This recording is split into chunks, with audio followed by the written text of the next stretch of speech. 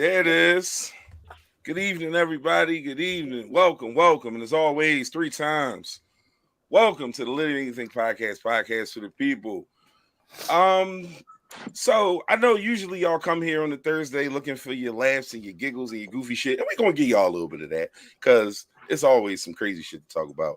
But this week, the focus of at least the first hour of our episode is going to be a little bit different. We all are from the Philadelphia area. If you're not familiar with some of the happenings in our particular city, we are setting murder records like at an alarming, crazy rate. 559 last calendar year homicides. 559. Um, that's like smashing the record, which was like 400 something. And I mean, the reality is that no matter how you chop it, it still has to. It's just there's no number that's okay for murders. Like if it was 200, that's 200 too many. But to have 539 is just wow. So you know who we have with us today are people who are directly affected by this violence, like the families, because we hear about it and numbers sound, you know, we definitely know what the numbers are, but until you talk to the people that is affected, you can't really quantify what it is that people go through and what this crisis is doing to our families. Um, I'm gonna go around and let everybody introduce themselves, starting with our regular cast. Brother Hood, how you doing? Hey man, I'm here. Right. Respect. Uh, Les, what up, bro? Good evening, everybody. You know, this is a topic that, of course, is near and dear to my heart because I continue to wear my brother Indeed, at all indeed. times. You know, I wear him on my sleeve as well. So, just want to get as much of this off of our chests as possible because people need to understand what this does to the families. You know, I don't think people realize or pay attention like the people that's doing it. I don't think they realize what it does to the families. Indeed, and I agree, and that's why this is the angle I felt like we had this conversation from. We have three guests with us. Uh, each situation is slightly different. We have two siblings of murder victims and one wife of a murder victim that we have here with us. I It's no real easy way to get into it, but I'm gonna let all three of them introduce themselves. Starting with you, Maud. You can, and for those who don't know, Maud is Mike's his left sister. That's their brother that she's here to speak on, and I'll let you go with the rest, Maud. I don't even like. I'm just going to introduce myself because I just say everything else later. But Yeah. Just you can just start with the yeah, intro. yeah. Like Maud is my nickname. Everybody, my real name is Deborah. Um, I actually lost my brother in February 2012. It's we coming up on 10 years now. Ebook Justice for Josh. Let everybody know what's up with you, baby. So I'm Erica. My brother was murdered on 4/14 of last year. So we're actually Valentine's Day actually made 10 months, so that was real weird and hard and all of that other stuff. Um, and I guess I'll get into my story later too. Right. And our last intro, Grace. What's going on? Hey, how everybody? My name is Grace. My husband was actually murdered on October 1st of last year. We can get into details when we get into the details. Right. So, like I said, for our normal viewers who are always here with us, what we usually do here is we start the show with some hot takes and so on and so forth. We'll get into every little bit of that in the second hour. First hour, we are going to focus on this topic and let these families get their stories out and really do things in a very pointed and focused manner And after that, we'll loosen up the conversation and dry our faces if necessary, and keep it moving because that's what we're here for. Now we are going to start with Maud. Maud, and as best you can, give us the story that you're here to tell. You want me to tell a story about the murder? Or you want me to? What do you want me to? You can tell the story about that and the post everything as well too. You want me to talk about the effects of okay. Yes. Right, that's so, definitely what I want to hear. Thank guys, you. like I was saying, my brother was murdered February 25th, 2012. We coming up on 10 years. The guy who murdered them was trying to rob him. And he got nothing, but he shot my brother 7 times and killed him for nothing. What can I say? I was away when it happened. I wasn't here. I wasn't meant to be here. I just knew I wasn't meant to be here. But I felt something was wrong because that's how close we were. The effects, I can say, I know for you two guys, it's still fresh, but the effects are very long lasting. They don't go away, It gets a little easier. But I just think that right now my mom, her health is in a bad state. And I think that it started when my brother was murdered. So like what I'm saying is that people don't know how they affect the families afterwards. You taking a person away, you killing them. You understand what I'm saying? That person is feeling nothing. But the family is left to feel all the pain. You walking around, you just had a tragedy. So it's like you living through it. But it's the traumatic experience. So it's hard for us here. So, that's difficult, in itself. Time heals, a little bit, but the guy wound up getting 20 to 40, It was a lot of loopholes in the case. The person who witnessed it wound up passing away. One of the persons got killed. They killed one of the persons. It was bad. It was really, really bad. And we thought that, he was going to get away with it. But I just want to tell you two, it's hope. It definitely is hope. Some people do speak up. The girl did try to speak up. She wound up dying from cancer. It's rough. But like I said, my mom, her health is deteriorating. And I think a lot of these moms and these wives and these sisters, they heartbroken. And I think that's just what it is. I don't think that, it's really that. I think it's heartbreaking to lose somebody that you're close to, especially a child, especially a sibling, it's real rough out here. I'm not going to say that, I'm totally healed from it.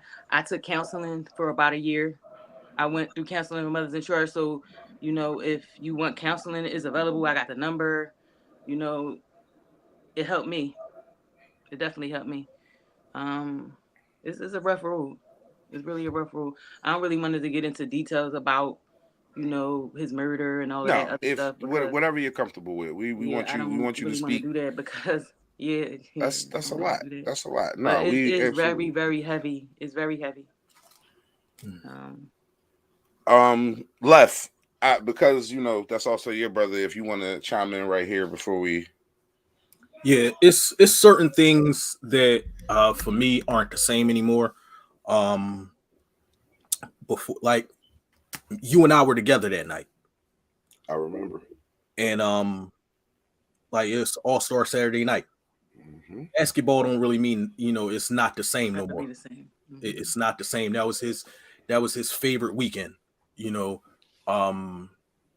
it was something that, even though he and I weren't as close as he and Maud were, like, that was one of the things that we shared together. And it's never been the same. Never been the same. For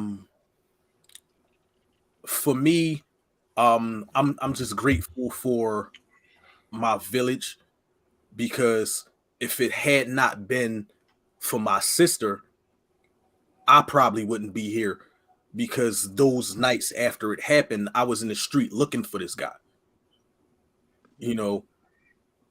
I had information on who he was, where he be at, and it was like every day I was a day late and $1 short. And like, Because you were supposed to be. You had other things on that docket, good brother. That's Right. why I feel the same way about why I wasn't here. I was in Yeah. Maryland when it happened. So it's a hard pill to swallow, especially when like things replay. You had like that phone call. The phone call never goes away. Like it never goes away. That conversation, like when I think about anything in regards to what happened, that phone call plays verbatim, like every single word of it. Both of the phone calls, because I got the phone call about when he got shot and the phone call when he expired. And it's something that you don't wish on anybody. I don't care what happens, like how bad a person upsets you, how much hatred you might feel towards a person. That feeling don't go away. Like when that loss hits, it doesn't go away. So grief counseling, I can't say that I've done. I probably still need to do it, even with it being 10 years, past. Never too late, bro. Never too late. I just try to stay with as much positive energy as possible. Like my kids are, the biggest reason I'm able to function, as well as I do, because, like after he was gone, a month after he was gone, I found out my ex-wife was pregnant with my son. And that was what helped me to be able to maneuver, because I knew I had a reason to keep going.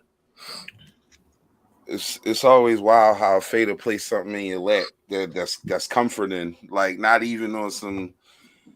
It's not always that direct, but sometimes it just happen like that, and that's what your youngin was, man. Like and the same reason why you came up a day late and a dollar short. Same reason why Moore was in Maryland. Sometimes it's just it puts you in a place where you needed to be to make sure you was ready for the next part. Erica E-Bug, let's talk to us about Josh, and take your time, and like I said, same thing with Moore. Whatever details you want to give us, whatever order you want to give it, we just want your story as only you could tell it. I'm not nervous. I just know I don't feel like crying. Child, y'all gonna hit me on here with the ugly cry. No, you can cut your camera off for a second. It's cool. Don't worry about it. Josh was my guy too, man. Like he really was. So, but go ahead. I had to say that before you got started. So I am the oldest of. I had two brothers, Ernest and Josh. We're all 4.5 years apart. Josh and I were like 9 years apart. So that was more like my brother's son. Like that was my ride or die. I mean, I'm close with both. I say I still talk like he's here, but I was close with both of my brothers, but I just had a different kind of relationship with them. The day that Josh was murdered, it was funny because the day before we had gotten to this big dumb argument over something that had absolutely nothing to do with me and him. I was picking with my dad. He knew I was picking with my dad. And he got in the middle of it because he was a daddy's boy. And me and him started arguing. We started arguing so much. I told him he couldn't wash his clothes at my house and kicked him out. So he left. And that night, he called me and I didn't answer the phone. And I'm like, what is Josh calling me for? Like, is he calling me to still argue or is he calling to make up? But I never answered. I just sent them to the end button. I was like, whatever. If it's something important, I'll talk to him tomorrow.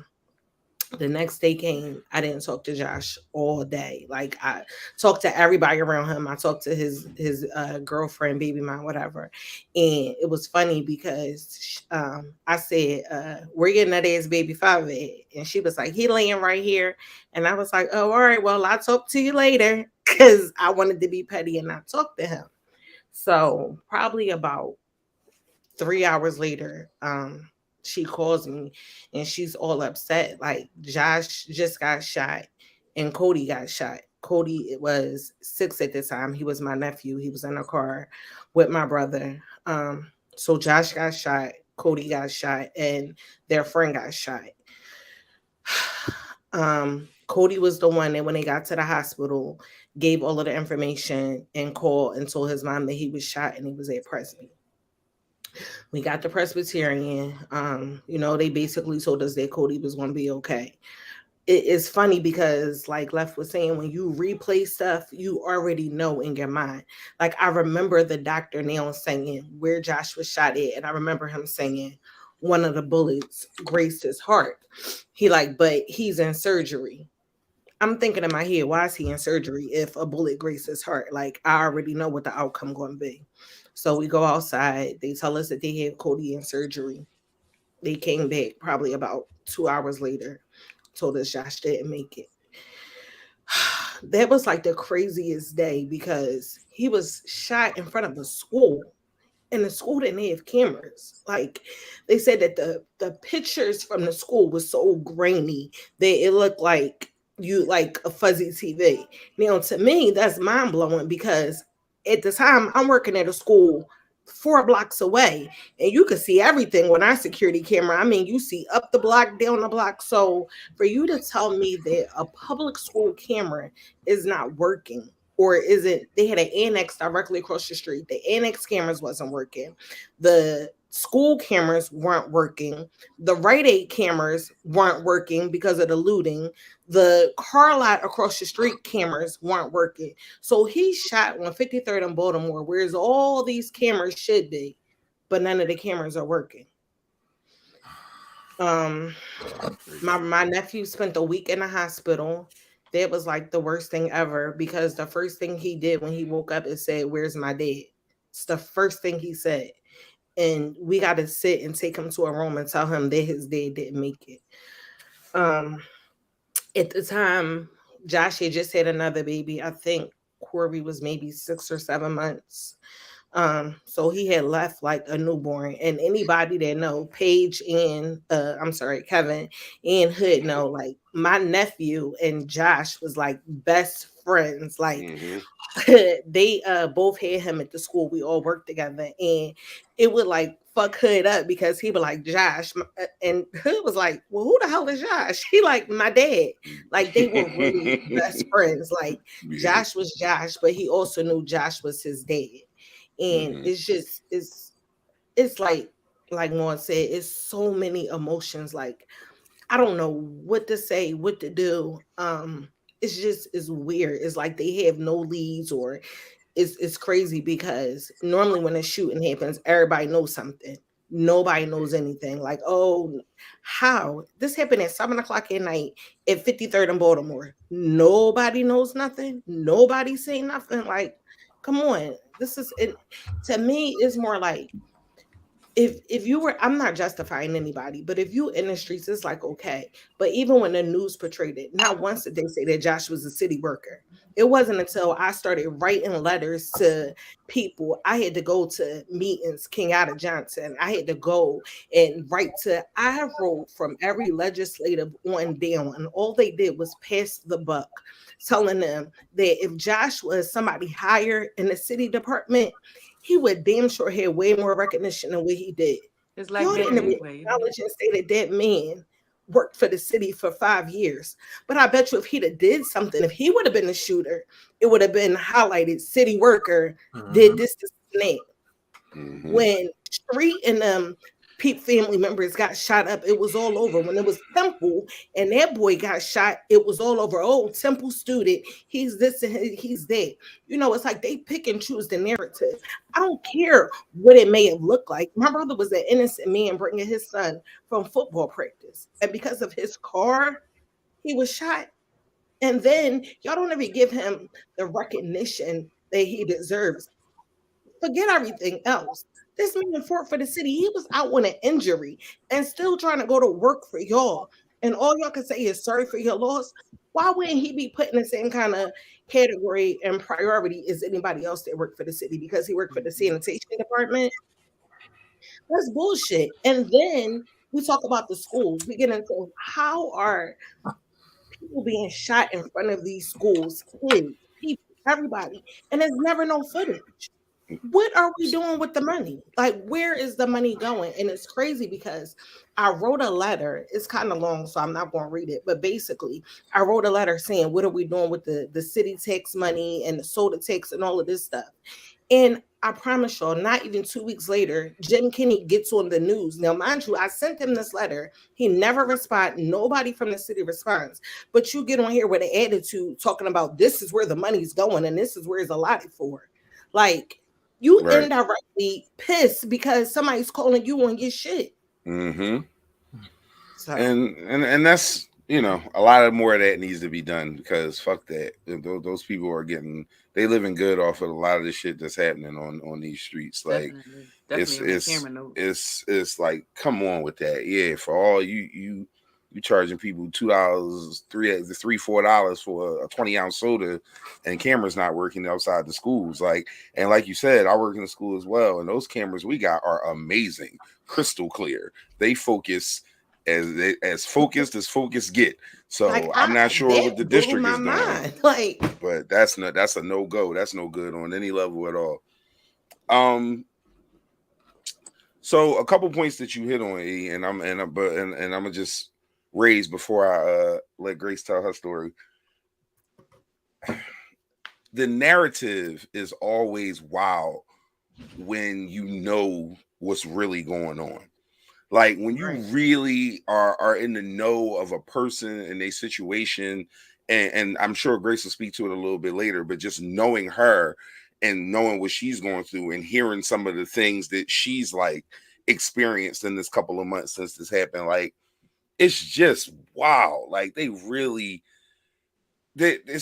even try and hide it. It's not even a thing where it's camouflaged or like sleight of hand and none of that. It's just listen, it was so deep. The first detective that was on the case, I got her off. Like, I mean, this lady from the beginning, the other victim that was in the case, he didn't even want to talk to her because all she kept doing was saying, well, are you sure that you weren't involved in anything? Well, what were you doing? Well, where were you coming from? Well, how do you know that you weren't being followed? Like, miss, are you supporting us or are you against us? Like everything that she said. And it was so crazy because she kept, like, my family kept saying, like, Erica, this lady nasty. I'm like, no, just give her a chance, give her a chance. So I'm texting her, asking her the information. We took the icing on the cake. It's on July 3rd. I text her to ask her, was Josh's phone unlocked and were they able to receive any information on it? She didn't, never answer me, never respond.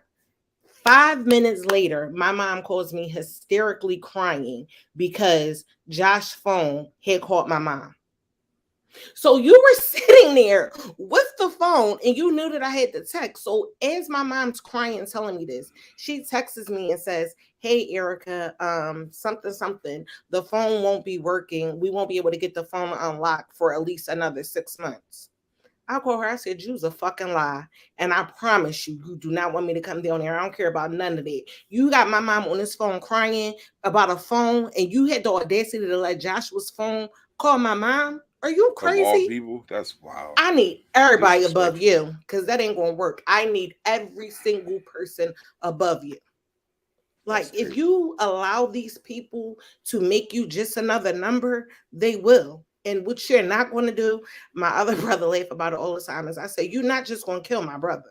Like, you are not just going to kill my brother and expect the community to work for you. What are you doing? What part of your job are you doing? Because it seemed like the city felt a whole lot more than everybody else, because with all these locations and everywhere he was, his case should have been solved immediately. Right. We putting out money for the stuff. Facts.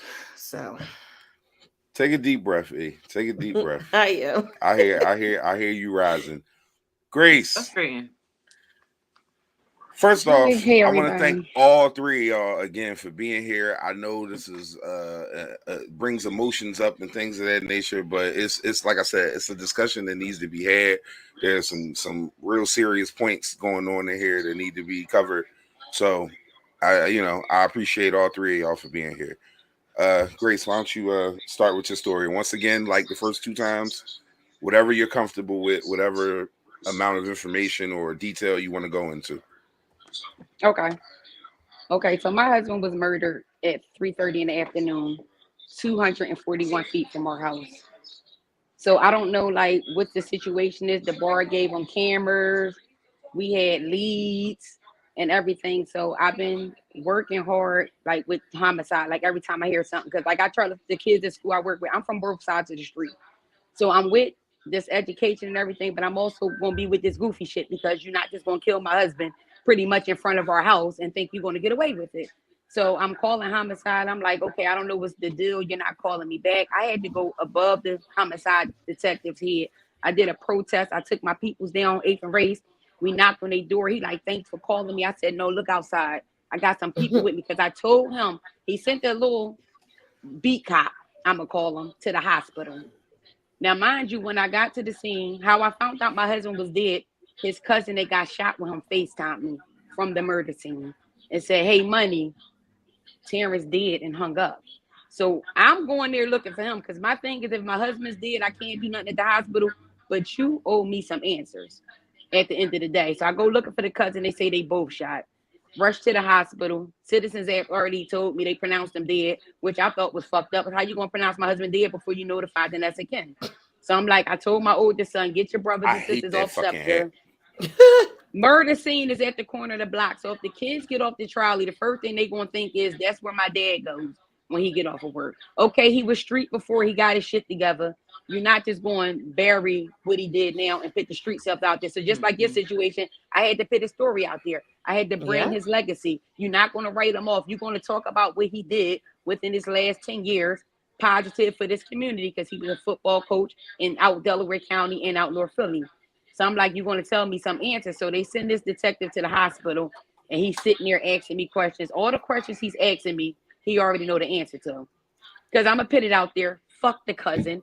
You did some dumb shit. You got your mom killed a couple months before my husband got killed. These bullets was meant for you. You still walking around and my husband's dead. So I sent homicide to pull you down. They asking you who did it. You said you don't know who shot you or why you shot. So homicide was like, how come your mom shot?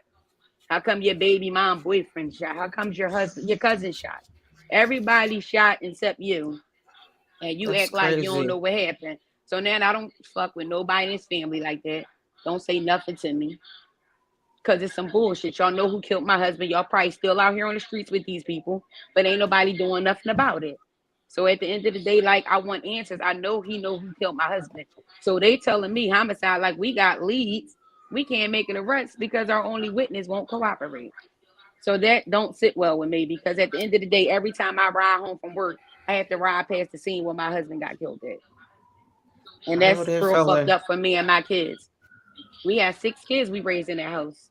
They all not biologically mine, but they're my kids. And we shouldn't have to see this every time we come outside. You're not going to tell me you don't know who did it, but you can tell me that you know the bullets was meant for his cousin and not for my husband. So you need to tell me why he's dead. If you can tell me all that, you know who did it. Exactly. I'm confused. I feel like it was assassination. When I get to the hospital, everybody's lying. I get to the funeral home. I told this lady, for the amount of money I'm paying you, you're going to clear up some of the answers. Where the fuck did my husband get shot at? Y'all not going to tell me, oh, he just got shot and he's dead. I'm not going to accept that. And while the cop talked and he asked me questions, I said, listen, play with somebody else's kid. I said, you got the answers to your questions because you asking me questions about his cousins and everything. Give me the answers I need. My husband's dead. Get the doctor out here. Don't bullshit me because it hit the internet. And the last thing I want my kids to find out is they dad got murdered via Facebook. Because that's real fucked up. And so that's another problem I have. Like, it's crazy. I hate Facebook. Then I went to the bar. I said, I better not see a balloon, a candle, none of this shit out here. Because my kids are not going to get slapped in their face with the fact that their dad got murdered on the corner of their block. You're not going to do that. So I feel like if I didn't go above their head, like we had a school trip the other day, I took the students to the police academy. I made a connection out there. Homicide called me back in 20 minutes. So now you know I got important people in my head. So now I'm network. Everywhere I go, I'm telling my story. Somebody's going to find out who killed my husband. Because at the end of the day, you don't want me back out there in these streets because I got these kids.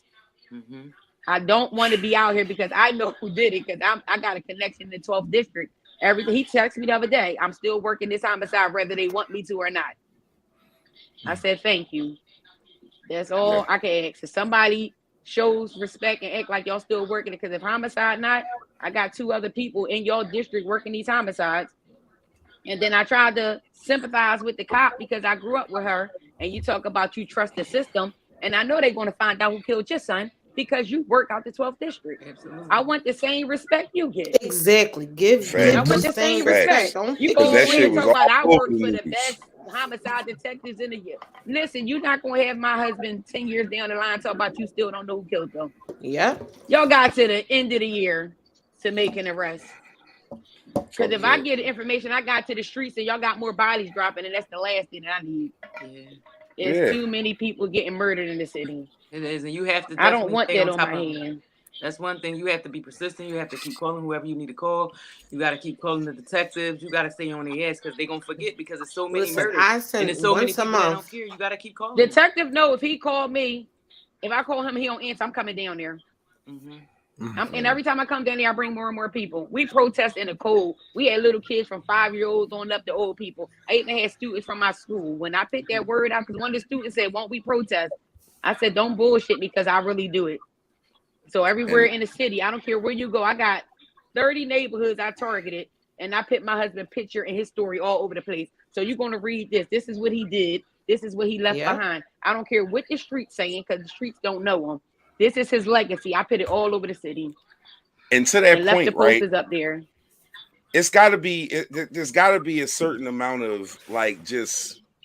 We got to bring a light to the fact that we have 3 people here who had family members murdered, and they had to hit the streets themselves. Like, what the hell is happening?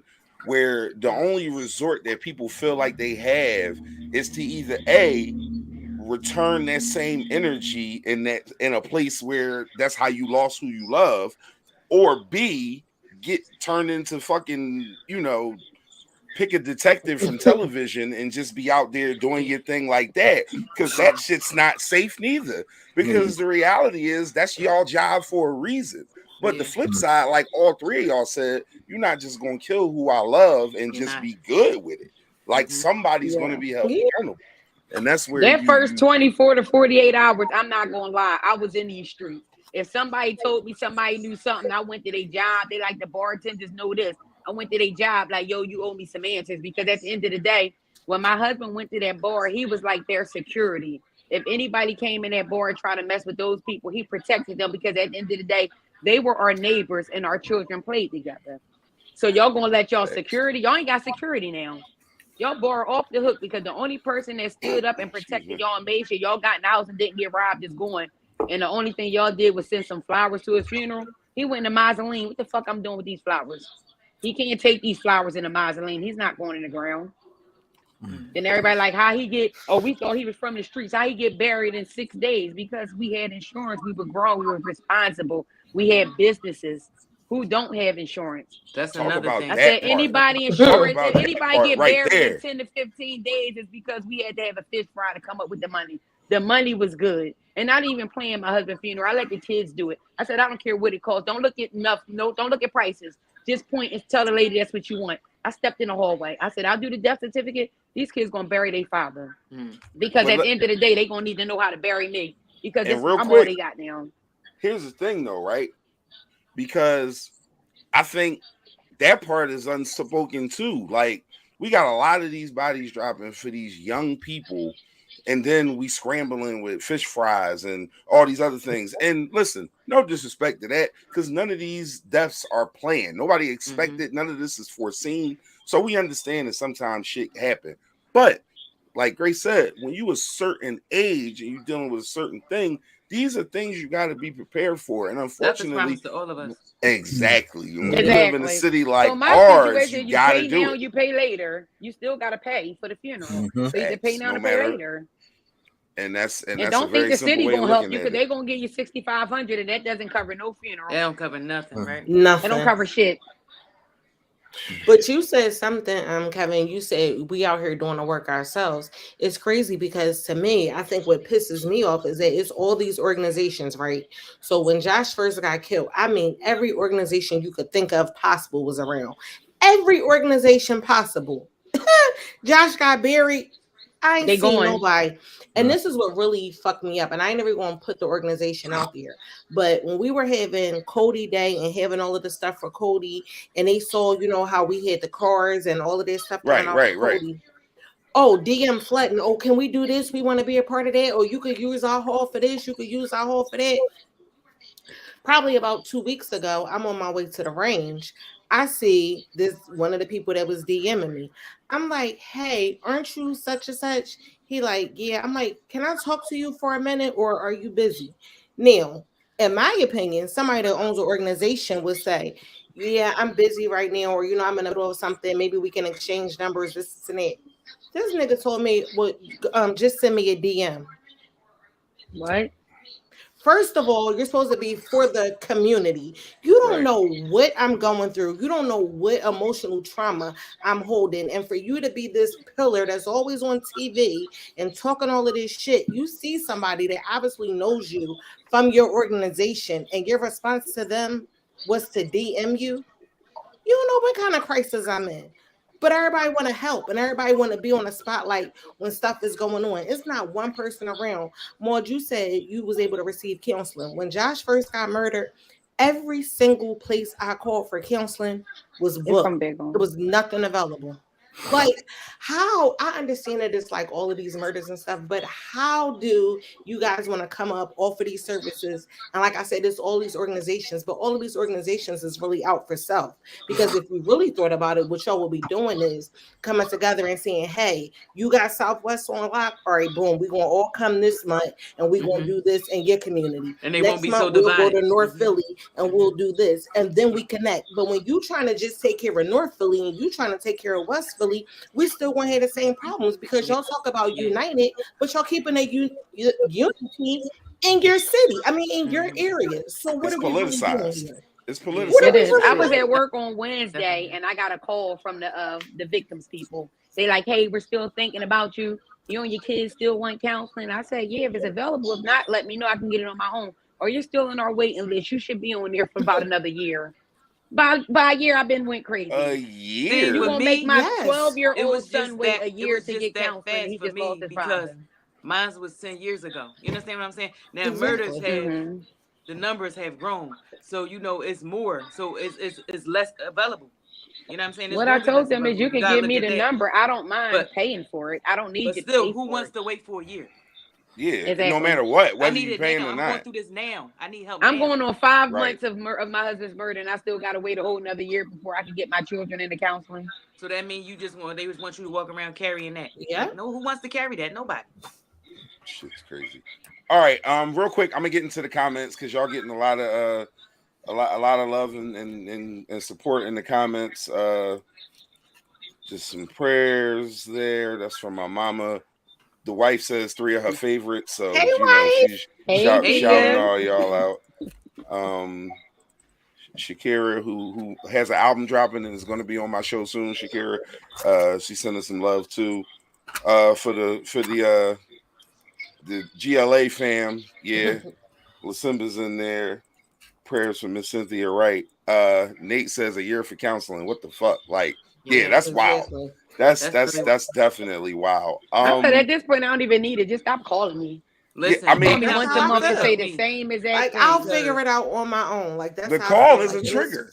Fucked up. And then it's so The crazy call is a because every trigger. time I make a new contact, I get a different organization calling me like, oh, I can help you file some victim compensation. I can get you in counseling. I said, if the last organization couldn't do it, makes you think you how can can do you it. do it? You can't do it. Listen, somebody I was talking to out of Kenyatta Johnson's office called the director of somebody and was like, listen, like, we really need to get her in. Told them my story and everything. They called me back within 20 minutes and was like, yeah, I know, but it ain't nothing available. I could put you at the top of the list. That's so sad. That's the same thing happened when I had called Isaiah Thomas, because our school does a lot. Without the students at Belmont, he would not have even been elected. We beat the street to get this man elected. So I sent a letter to him, Definitely Kenyatta did. Johnson, a whole bunch of other people.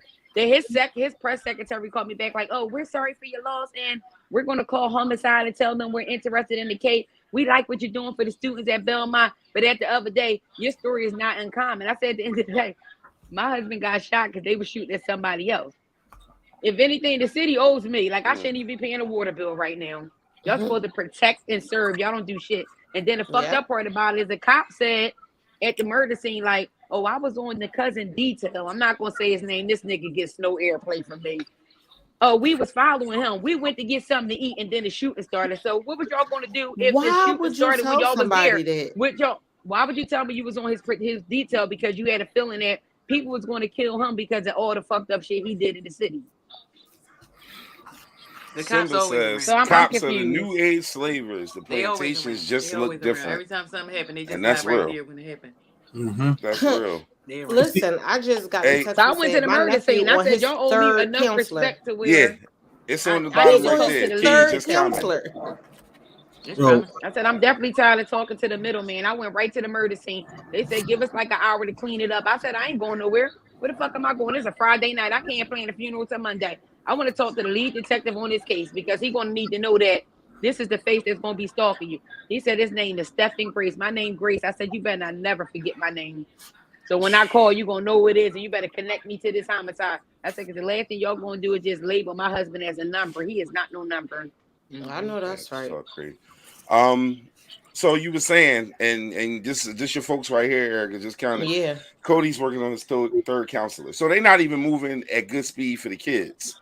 And that's a damn shot. And he was a victim. Like he was a victim Exactly. and he's a child. And they still not moving right for him. So but as Gigi points out, yeah, I won't even read that out loud. I'll just leave it up there for it to be seen. Because that's real. Definitely, everything's available for them. It's not happening the same but for exactly. They not because they find them murderers. This is real fast. You want to know what's crazy? I've been like within that year after Chuck was killed. Matter of fact, from the time he was killed, I had issues with the cops. Like, not even like I wasn't involved in going down to, speak to detectives and things of that nature. That wasn't my bag. The night that it happened, the second phone call that I got that was telling me that he was gone, I was on a bus on my way back into the city. And because of the fact that I found out he was gone and there was no reason for me to go to the hospital, I was on my way to his house. I'm at the corner of Broad and Chestnut, and the cops are sitting there like they arresting somebody or whatever. So I sat to the side and I waited until it was safe for me to actually speak to the cops. I've been trying to flag down a cab for like the past half hour. I'm black. We in the middle of Center City. It's 1 o'clock in the morning. I can't get a cab for shit. I talked to the officer. Listen, my brother was just killed at the corner of 20th and Burks. And I'm trying to get a cab so I could get into North Philly. I don't want to go past the scene where it happened or in the area that it happened because I just do not feel right about it. Right. Can you help me? She's like, well, there's a taxi stand down on Washington Avenue. I just told you. You can walk that, like, and it's crazy because, get one. Like, as I told her that, she starts clicking in the computer, pulls up the incident. You can walk down to Washington Avenue. It's a taxi stand down there. I was like, fuck you, bitch. I turned around and I walked up the street. She needed that, though. She needed that. She absolutely fucking needed that. Because it's insensitive. And a cab happens to start rolling past. I threw my hand up, dude, stop. And I tell him where I'm going. And he just, you get some good cab drivers. He's talking to me and he could tell I was fucked up. So I give him a piece of what he dropped me off, was like, I don't need nothing from you, dude. Just like, and that situation was kind of shaping my distrust for the cops after that. I had another situation where less than a year later, I'm sitting on my aunt's steps right down the street from the house, and my aunt goes around the corner to go pick my little cousin up from school.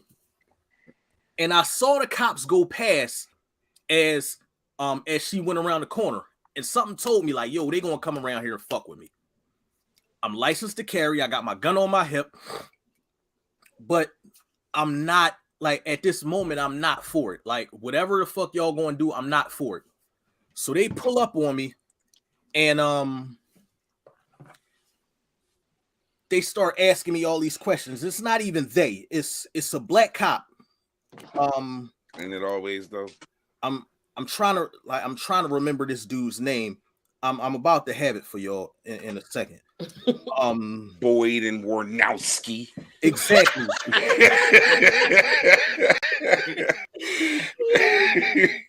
Sorry. I'm sorry. I had to throw one in there, y'all. All right. It's a little heavy in here right now. It'll lighten it up So- some. Police officer by the name of Andre Boyer. Sheesh. Close, He was yeah. close. Andre Boyer. He got kicked off the police force, and now he runs some sort of a news media that goes against the cops. But they used to call him Super Cop in the hood because he I used to remember fuck him. with I everybody. remember him. I So remember Super Cop. I'm sitting on Aunt Nettie's steps. They come around and they start asking me questions like, yo, what you doing out here?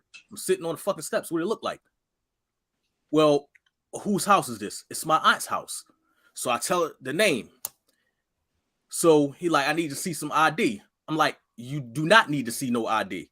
Like, stop bothering me. Leave me alone. I ain't do nothing. You ain't getting no call about me. I'm sitting here on my family steps. Leave me the fuck alone. Just leave me alone. So he keeps going, keeps pressing. You know, you in a high crime area. We're allowed to stop and ask questions and this, that, and the third. I'm like, look, I know my rights. Leave me alone. So I guess he was really feeling himself, and he had a rookie partner in the car. So he was trying to flex. So he was like, I'm gonna need to see some ID. So I'm like, well, you won't have to come get it. So I stood up and I was like, I just want to let you know that it's a pistol on my right hip and my license is in my back pocket, my back right pocket. He came, grabbed me, slammed me on the car, was like, why didn't you tell me that you was armed? I was like, you never approached me. You never approached me. I don't have to tell you that I'm concealing the weapon until you approach me. That's the reason why I clasped my fingers, put them behind my head, all that. Like, We so know this drill. We know this drill. So he was talking all this, I can take your weapon and all this other stuff. Ends up wasting an hour of my day. And hour. They take me down to the 22nd. And then he was like, once he ran all of my information, he came back and then was like, all right, you could go. I was like, no, the fuck I can't. You want to take me back the way you took me from. You want to drop me back off on the 2300 block of Nicholas Street, right where you took me from. So after they took me back, he gonna give me my gun back and then was like, have a nice day. Now, here's the crazy shit. While all of this shit was going on, at the corner of 31st and Turner, Oxford, 31st and Oxford, a shootout was going on between cops and an armed suspect. And they over there fucking with you. Because you look like Chuck. And that's exactly, and I told like the white cop that the rookie cop, I told him, I was like, look, the only reason he fucking with me is because he saw my face and he thought that I had the same, like my life was similar to what my brother's was. My brother was in the street, but my brother's no longer here. And dude was like, what are you talking about? So I was like, look up this name. So he typed my brother's name in and all of his information came up on the screen, as well as his picture. Includes his picture, yep. And the cop looked at the picture and looked at me, was like, holy shit. Asshole. Yeah. Like, I'm for like, no this ain't reason at all. about me. This is about your punk ass partner. Don't let him teach you this bullshit. Facts. Facts on that. So, all right. Fuck No, you, go ahead. Andre Boyer. Yeah, definitely fuck Andre Boyer. I'm not mad at that. We are 50 minutes in, Literally Think Podcast for the people. I got Grace, E-Book, and more in here. Now, we have talked about y'all stories, and like I said, I appreciate y'all coming on. Now, what we usually do here is we get into the goofy shit. And I said that for the I'm with first all hour, this. we was going to absolutely be serious. And like I said, I can't thank y'all enough. I wish I could pay y'all, but I know that's not what y'all here for. But I swear to God, like I'm so grateful. For y'all It being looks here. like Grace don't need it. Right. Right. I was just about to say that. I see you. We just ordered some food for the kids or whatever. I already started, but I got to go get me a couple drinks when I get off the podcast. Like, No, what it is. Like, Hey. Listen, you ain't got to get off. I We don't all need to on get paid here. to tell my story because I feel like Exactly, the more I 'cause tell my I'ma story, keep the closer I telling can no get to matter the what. rest. Because then I'm going to tell my job I need to be off because I need to be at the trial because these niggas going to see my face every single day. And when I found out who did it, I had paid, when I was doing my protest, I had made this flyer and it said, nigga, I know. And I was going to go drop it off at grandma's house. So my brother-in-law was like, no, just fall back. I'm like, no, I want these niggas to know I know what they did. Grace, And I want the violent. law But to you handle them but because you have to, at the end of the day, like you have to be safe. Like I feel like people keep coming to us like, oh, this person did it, that person did it. Like I'm thank you, not Adia. about My to. days approved. I'm off for the trial. You not about to rip and run me to the streets. Like Yeah, if that's you know how. who But did you it, know or what if you about said this person my did it, brother? go ahead. They knew that little kids knew. That night they were saying his name. Yeah. He knew. And that's why he got arrested so fast. Because his name. Everybody knew him. Yeah. Let's real quick. We got a comment. Margaret Davis, son's father was murdered 10 years ago this July, remains unsolved, and she feels like the cops do not even care. Indescribable feeling. Sons are grown now, and just in that part right there, what This we is my leaving cousin. behind with these kids? And she had 2 sons too. Yep.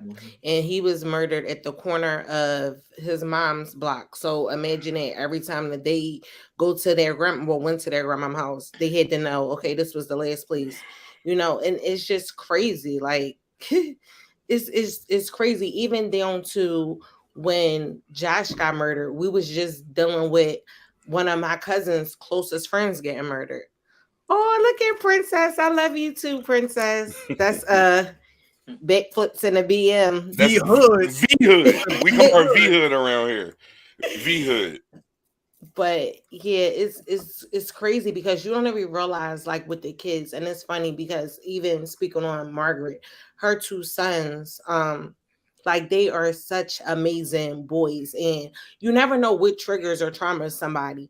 And one day we was asking them, like, how do you feel when people talk about your dad or bring up memories of your dad? And her one son was like, I love hearing stories about my dad. Like that make me feel good. Like it lets me know that he still remembered. And it's like it's fucked up. Like my nephew just turned 2. I don't know, of course. Yeah, he too. Look, I gotta think about all these damn kids, but it's like he's never going to know his dad. It's crazy because we have the cutout picture, the cardboard picture of Josh. We got it for my mom's birthday, and we like kiss your dad. He knows to like kiss the cardboard of his dad, but he'll try to like grab the hand, or he looking at it like, well, why the hell he ain't doing what y'all doing? Right. But it's messed up. And like I said, with Cody and Josh was like thick as thieves. Like they was everything. And it's just weird because everybody always says, how's he doing? And I always say he's doing amazing. Like I really feel like Cody is the best one out of all of us. Like he is the best. But really, how does he feel? Like really, how is he handling this? Like, he says it. And you can't tell me that him and Josh didn't have a conversation before Josh passed. Like you can't tell me that he didn't tell his son something, and he never shared it. And we're not going to rush him because it may just be for him. But whatever it is, it's like this boy has taken on knowing I'm the man of the house. I got my mom. I got my baby. Like he's so amazing with his brother. He's so amazing with his mom. It's like, boy, how you do this? Because I swear when you walk out the room, I'm falling apart. Like, how? he he had makes that it. though. He like from the Right. door, like even before like that. Cody's a grown ass man, and Yeah, he been and a grown Cody ass on- man since Yep. he was 5 years old, maybe Yep. 4. Like he And been a hugging grown ass Bubbles. man, like real rap, straight hugging Bubbles, straight down the hall, chilling, handling his business. Like Cody been a grown ass man. So yeah, So Go when ahead, Cody when Cody used to go to the school and shit, before he because he started my second year. So when he used to go to the school, you came to me and was like, "Listen, my nephew gonna be starting here. He bad. So if he do something, I'm like, oh yeah, I'm gonna call you for sure." And you was like, "Nah, don't call me because he don't respect me at all." she was like, "Do not call me." Like he gonna be like, "So like you better off handling it yourself, or call his Listen. dad." Oracle, Yeah. yo, I remember one time his dad came near to When like he slapped that girl, in the yes, auditorium. yo, and I really like somebody was like, yeah, your brother. No, somebody called and was like, Cody smacked somebody. Then 2 minutes later, I think the front desk called and was like, your brother here. I was running through the building like Miss Sophia, like, oh no, I get downstairs. He in the auditorium tearing his ass up. I'm like, you could go to jail. It is cameras in here, fool. Yo, yeah, He man. like, he not gonna put his hands on no girl. He not gonna be this. And I'm like, I appreciate the message, but you can't do that in the school, okay? Right. Yo. Yeah. It comes from a good place, but you gotta hold that down, young fella. So somebody tells me, yo, Cody dad in there. I think it might have been you. Like you might have been running on the way to the front. You might have saw the Cody dad down there. Yeah. So I'm like, and I'm thinking for what? Because Cody is the bad in the way that like he not gonna really get in trouble for it because it's kind of funny. Right. Comical, But then yeah. it go too far. Yeah, exactly. He don't do too much until he does. Right. So I want to say I followed you down there. And I'm like, you going to jail. So all of us. So Ahmad, I don't know you very well, and Grace, I don't know you at all. But from the people that I do know here, we're all sports people, right? So you know how when like somebody dunks on somebody else and then it's timeout and they walk to the bench and they give a nigga like the hard handshake. So after Josh get done beating Cody ass, I was like, oh yeah, what's up, Josh? And he gave me good and I was like, this is a person that is so fucking invested in their child and what their child's likelihood is going to be for the rest of their life, like who they are going to be. Like he was that prideful and like, yeah, you take care of him here, but I take care of him here. Right. From That's that point funny. forward, So you said that hugging Bubble. Y'all worked at GLA? Yeah. We was all My at GLA. husband fucked my son up in GLA. He was one of those bad kids too. They had to get his ass booked somewhere on one of them cameras. And I was just sitting, I just told Miss Douglas, just sit down and be quiet. You don't want to go in that bathroom. It's almost over. At the end of the day, this kid not gonna be disrespectful in his school. Like, let him That's work. right. I'm not going in that bathroom. I just sat there and crossed my legs and just heard my baby screaming like, but you should never been in here cutting up. Yeah. Hey, Man, you're not gonna do that. Wherever you show off at, that's where you get dealt with at. And that's an old school parent right there. Oh, this way they gonna see it. Perm Johnson since I definitely I like to stay in the comments because I know we got people checking in on behalf of the folks who who are in here today. All right, y'all. So no, go ahead, Grace. Go ahead. What was you about to say? No, I was just saying it's sad that when you gotta live so close to the murder scene. So I checked my account and I said I can't afford to move, but I called my contract. It's like, nigga, I know you can take this back window out. So when I walk in the kitchen to cook for my kids, I don't have to see this fucking bar where my husband got killed at. So yeah, it's coming out. Man. That's a lot. That's a whole damn Erica. My sister-in-law like, you can't remove a window. I said, bitch, I'm a homeowner. I can do whatever the fuck I want. You can't move your window. I can move my window anywhere. I wanted this motherfucker. Anything. I'll take them all out if I felt like it. Like you know, so Erica, do you know what happened to me like the day after? Did I ever tell you this? I've talked about it on here. The day after Josh got killed. That morning after. So I found out some way, somehow. Like I honestly don't know. I don't know who told me, but when when I felt like when I heard about it, I think I might have slept a couple hours, and at the time I was like bad, like really bad depression. Like I was like really catatonic and not seeing myself from a bird's eye view, like pretty much. And I remember being told, and I didn't know who, like, I don't know, like I just didn't, it didn't stick with me too long, but I knew that it existed, right? Right. So I was like, I need to go work this out. And at the time, like I started getting back in the gym, like started working on myself, like and started feeling myself like detached from that level of depression. And it started dawning on me, and I'm like, oh, and I think at this point, I didn't know if Cody was okay. Mm-hmm. So I'm on a stair machine. The TV's on like literally like 3 TVs, you know, put the news up there. So I couldn't get on the stair machine. I'm doing upper body. I'm on a bench, and like this TV that's there, I could, like, it just kept coming up. I started crying in the gym, and the girl that I had a rapport with her, she asked if I was okay, and I was like, yeah, like that, like I know them, like they're not my family, but like they basically are. But they family though, yeah. So I leave, but I didn't want to go in the house. I went to Walmart to pick some things up. And long story short, some shit went left where I almost got arrested that morning. I'm already the Walmart story. Yes. For those of you who want the Walmart story, you can go to episode 3 of the Literally Think podcast. Is it available? It's available on the fucking episode. It's available on YouTube, Spotify, Apple Podcasts, and wherever you get podcasts from. Shameless self-promoter KP. I'm going to motherfucking tell you every goddamn time. If you would like to hear the whole Walmart story, it is on episode number 3. Go ahead, sir. I'm sorry. 3 of y'all.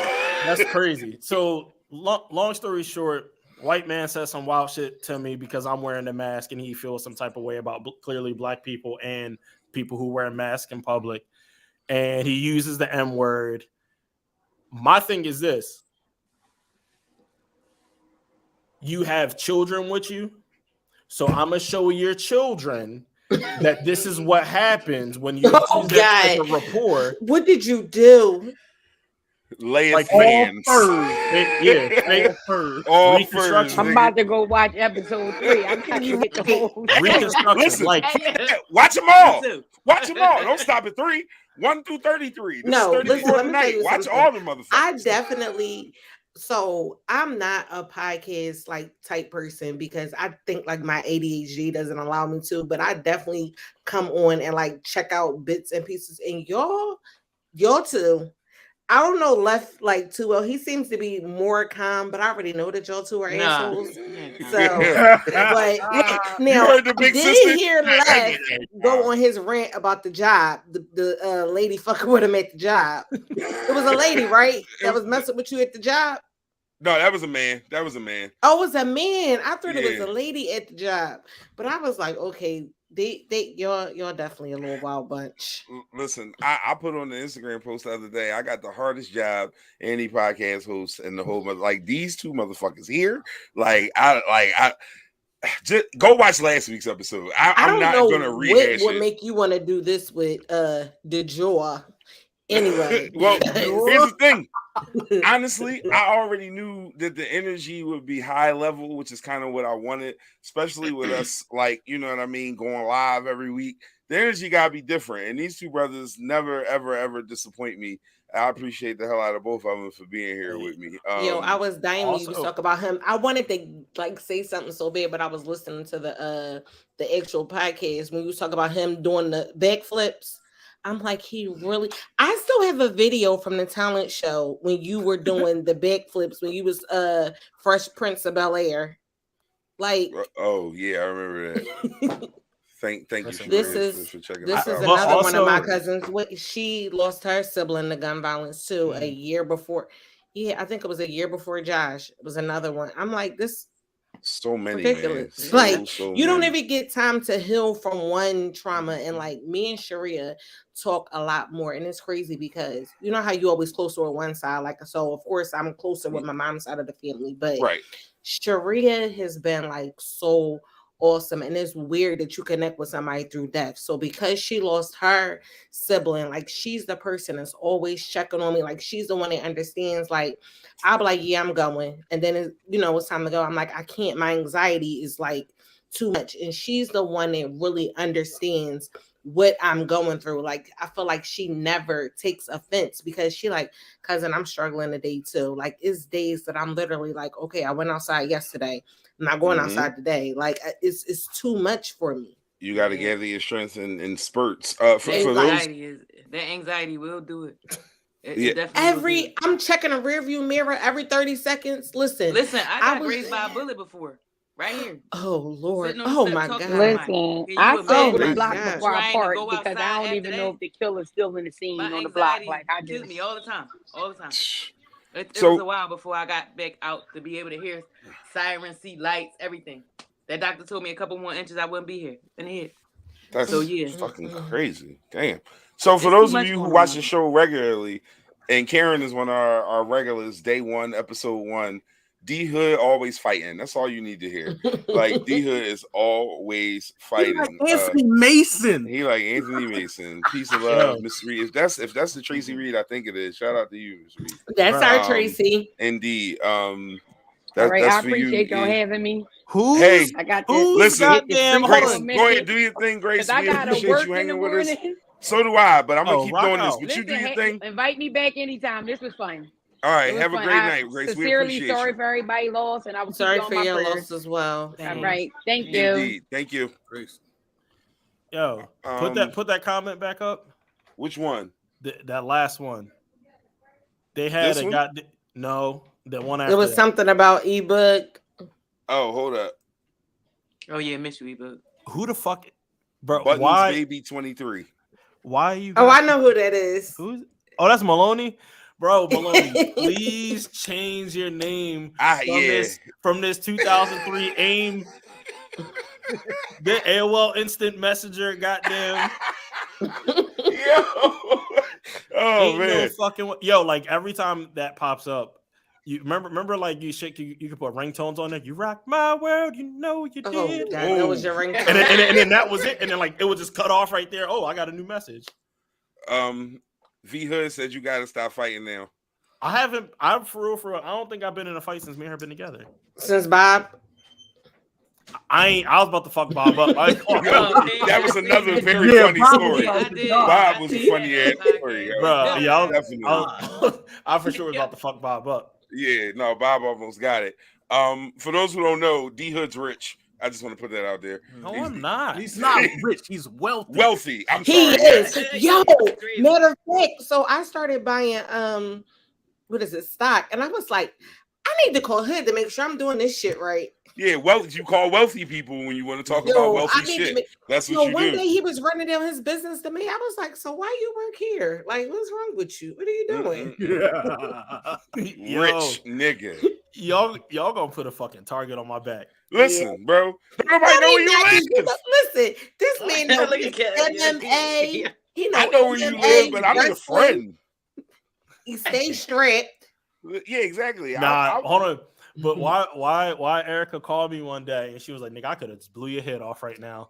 I said, "What?" Like, cause she's always mad at me. Like, Okay. hold on.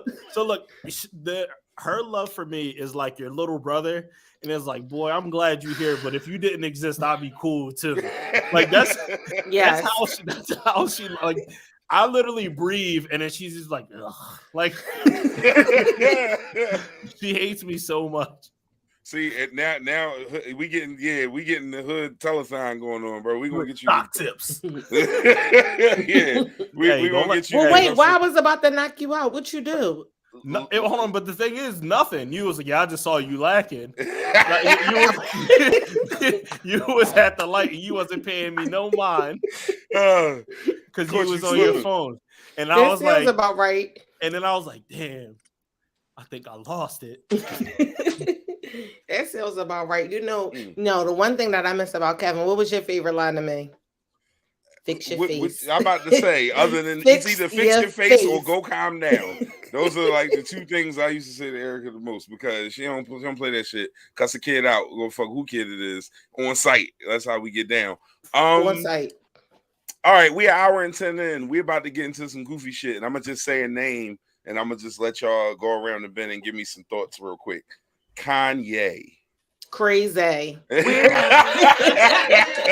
I think it's okay for you to say that. I'm just really irritated about Hey, Maloney. Maloney said she had to get off the gamer tag, Jim. She back on the personal.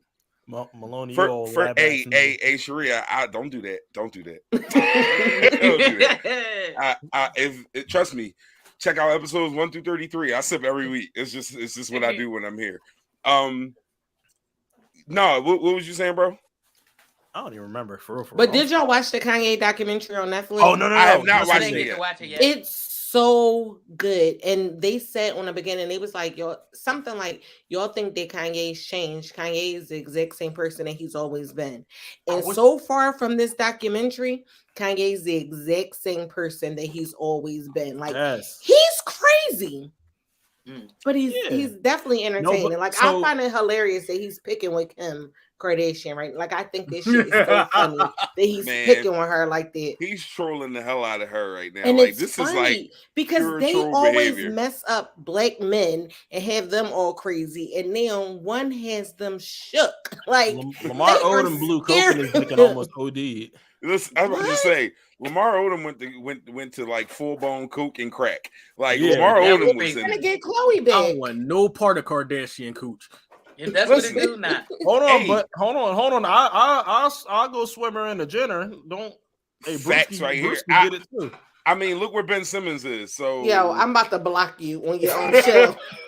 Madness is genius. That's a hell of a that's real though. Like, I mean, but I take Erykah Badu, but I'm not messing with none of them Kardashians. You gonna put a feather in your hat? I was about to say you're gonna have felt sweatpants on with some. You only want to eat things like porridge and cream of wheat for the rest of your life. She gonna make you eat slave food, bro. You know how we feel about slave food here. That's not gonna work. Wait, can I just say all this real quick? So my dad just texted and says, we done moved on. Tell Governor Wolf and all these organizations stop all this bullshit and enforce fucking gun laws. Well, okay, Dad, I told them. Well, hey, man, listen. If Dad say you gotta say it, you say that shit. That's how it goes. I ain't mad at that. Okay, Dad, I told them. Yeah. First, wait a minute. Time out. Kris Jenner's boyfriend was caught cheating. Like, damn. Like, yeah, that's wild. No, but the Jenner shit didn't Ben Simmons mess with one of them Jenner chicks? I don't know. She was dogging that nigga, bro. Yeah, they tainted too. Nah, I ain't trying to hear that shit. Older one.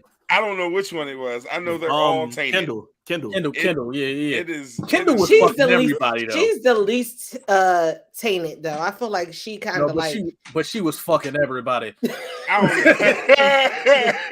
No, she definitely that She community cooch. Yeah, she is definitely she definitely CC'd up. That's bad. Yes, thank you, Sharia. Kendall. No, so here's my thing, right? That man is hurt right now. Like, and he acting out. Like, as a nigga who's been hurt and acted out, that nigga is hurt and acting out. Like, I'm trying to tell you. But it's funny. Showing the fuck off. It's funny. Entertaining as hell. Yo, he really put out a tweet that said, hey, y'all, don't do nothing to Pete Davidson when y'all see him in the street. Nah, he called him Skeet. Like, wow. Skeet. Yeah, Skeet. He called him Skeet. He really told that brother. He told his peoples don't move on him. That's because she put the joint out like it's getting dangerous. Yes, for me. She's here. Nah, Pete Davidson should learn to keep his head on the swivel. Why Kanye got to adjust? That's what he been at. That's where he been his whole life. Pete, now you want to step into the arena. You know how you know how you niggas get about your baby moms. You know how you niggas get young. Well, I'm happy that niggas ain't get like that about this baby mom. You mean how you about to get about your baby mom? Right. Look, he already eating like he pregnant. The funny thing is, she said yesterday we was laying in bed. I think we was laying in bed. She was like, damn, I'm surprised more people don't try me at work. And I was like, well, when there's a whole rumor that your fiance is a serial killer, you kind of got. Yo, listen, like I said, I get all of that, man. But hey, princess, when you really She's a hey. when you in your feelings, man, you start doing real Drake type shit and Bro. shit. Them people. Speaking of Drake, he's sick too. Man, he is hurting bad. He's like hurting bad right now. That Rihanna situation got him. Hey, I ain't gonna hold you. There's one thing. He put a lot of money on the Rams on Sunday. He felt better after that. he put a lot of bread on the Rams. I ain't put a lot of bread, but I ain't have a day like him, but I ain't have a bad day. No, well, let me get $10. Kanye needs help in real life. He ain't been right since his mom passed. But that is a fact. Right. That's when he has not been. But let me tell you something. Watching the documentary, his mom, like, she knew her son was crazy, but she also knew he was a genius. Like, I really think that y'all should check it out. Like, in him. No, I'm gonna check it out when I get time. There's 3 pieces to that. So yesterday, me and Veronica, we were having this conversation.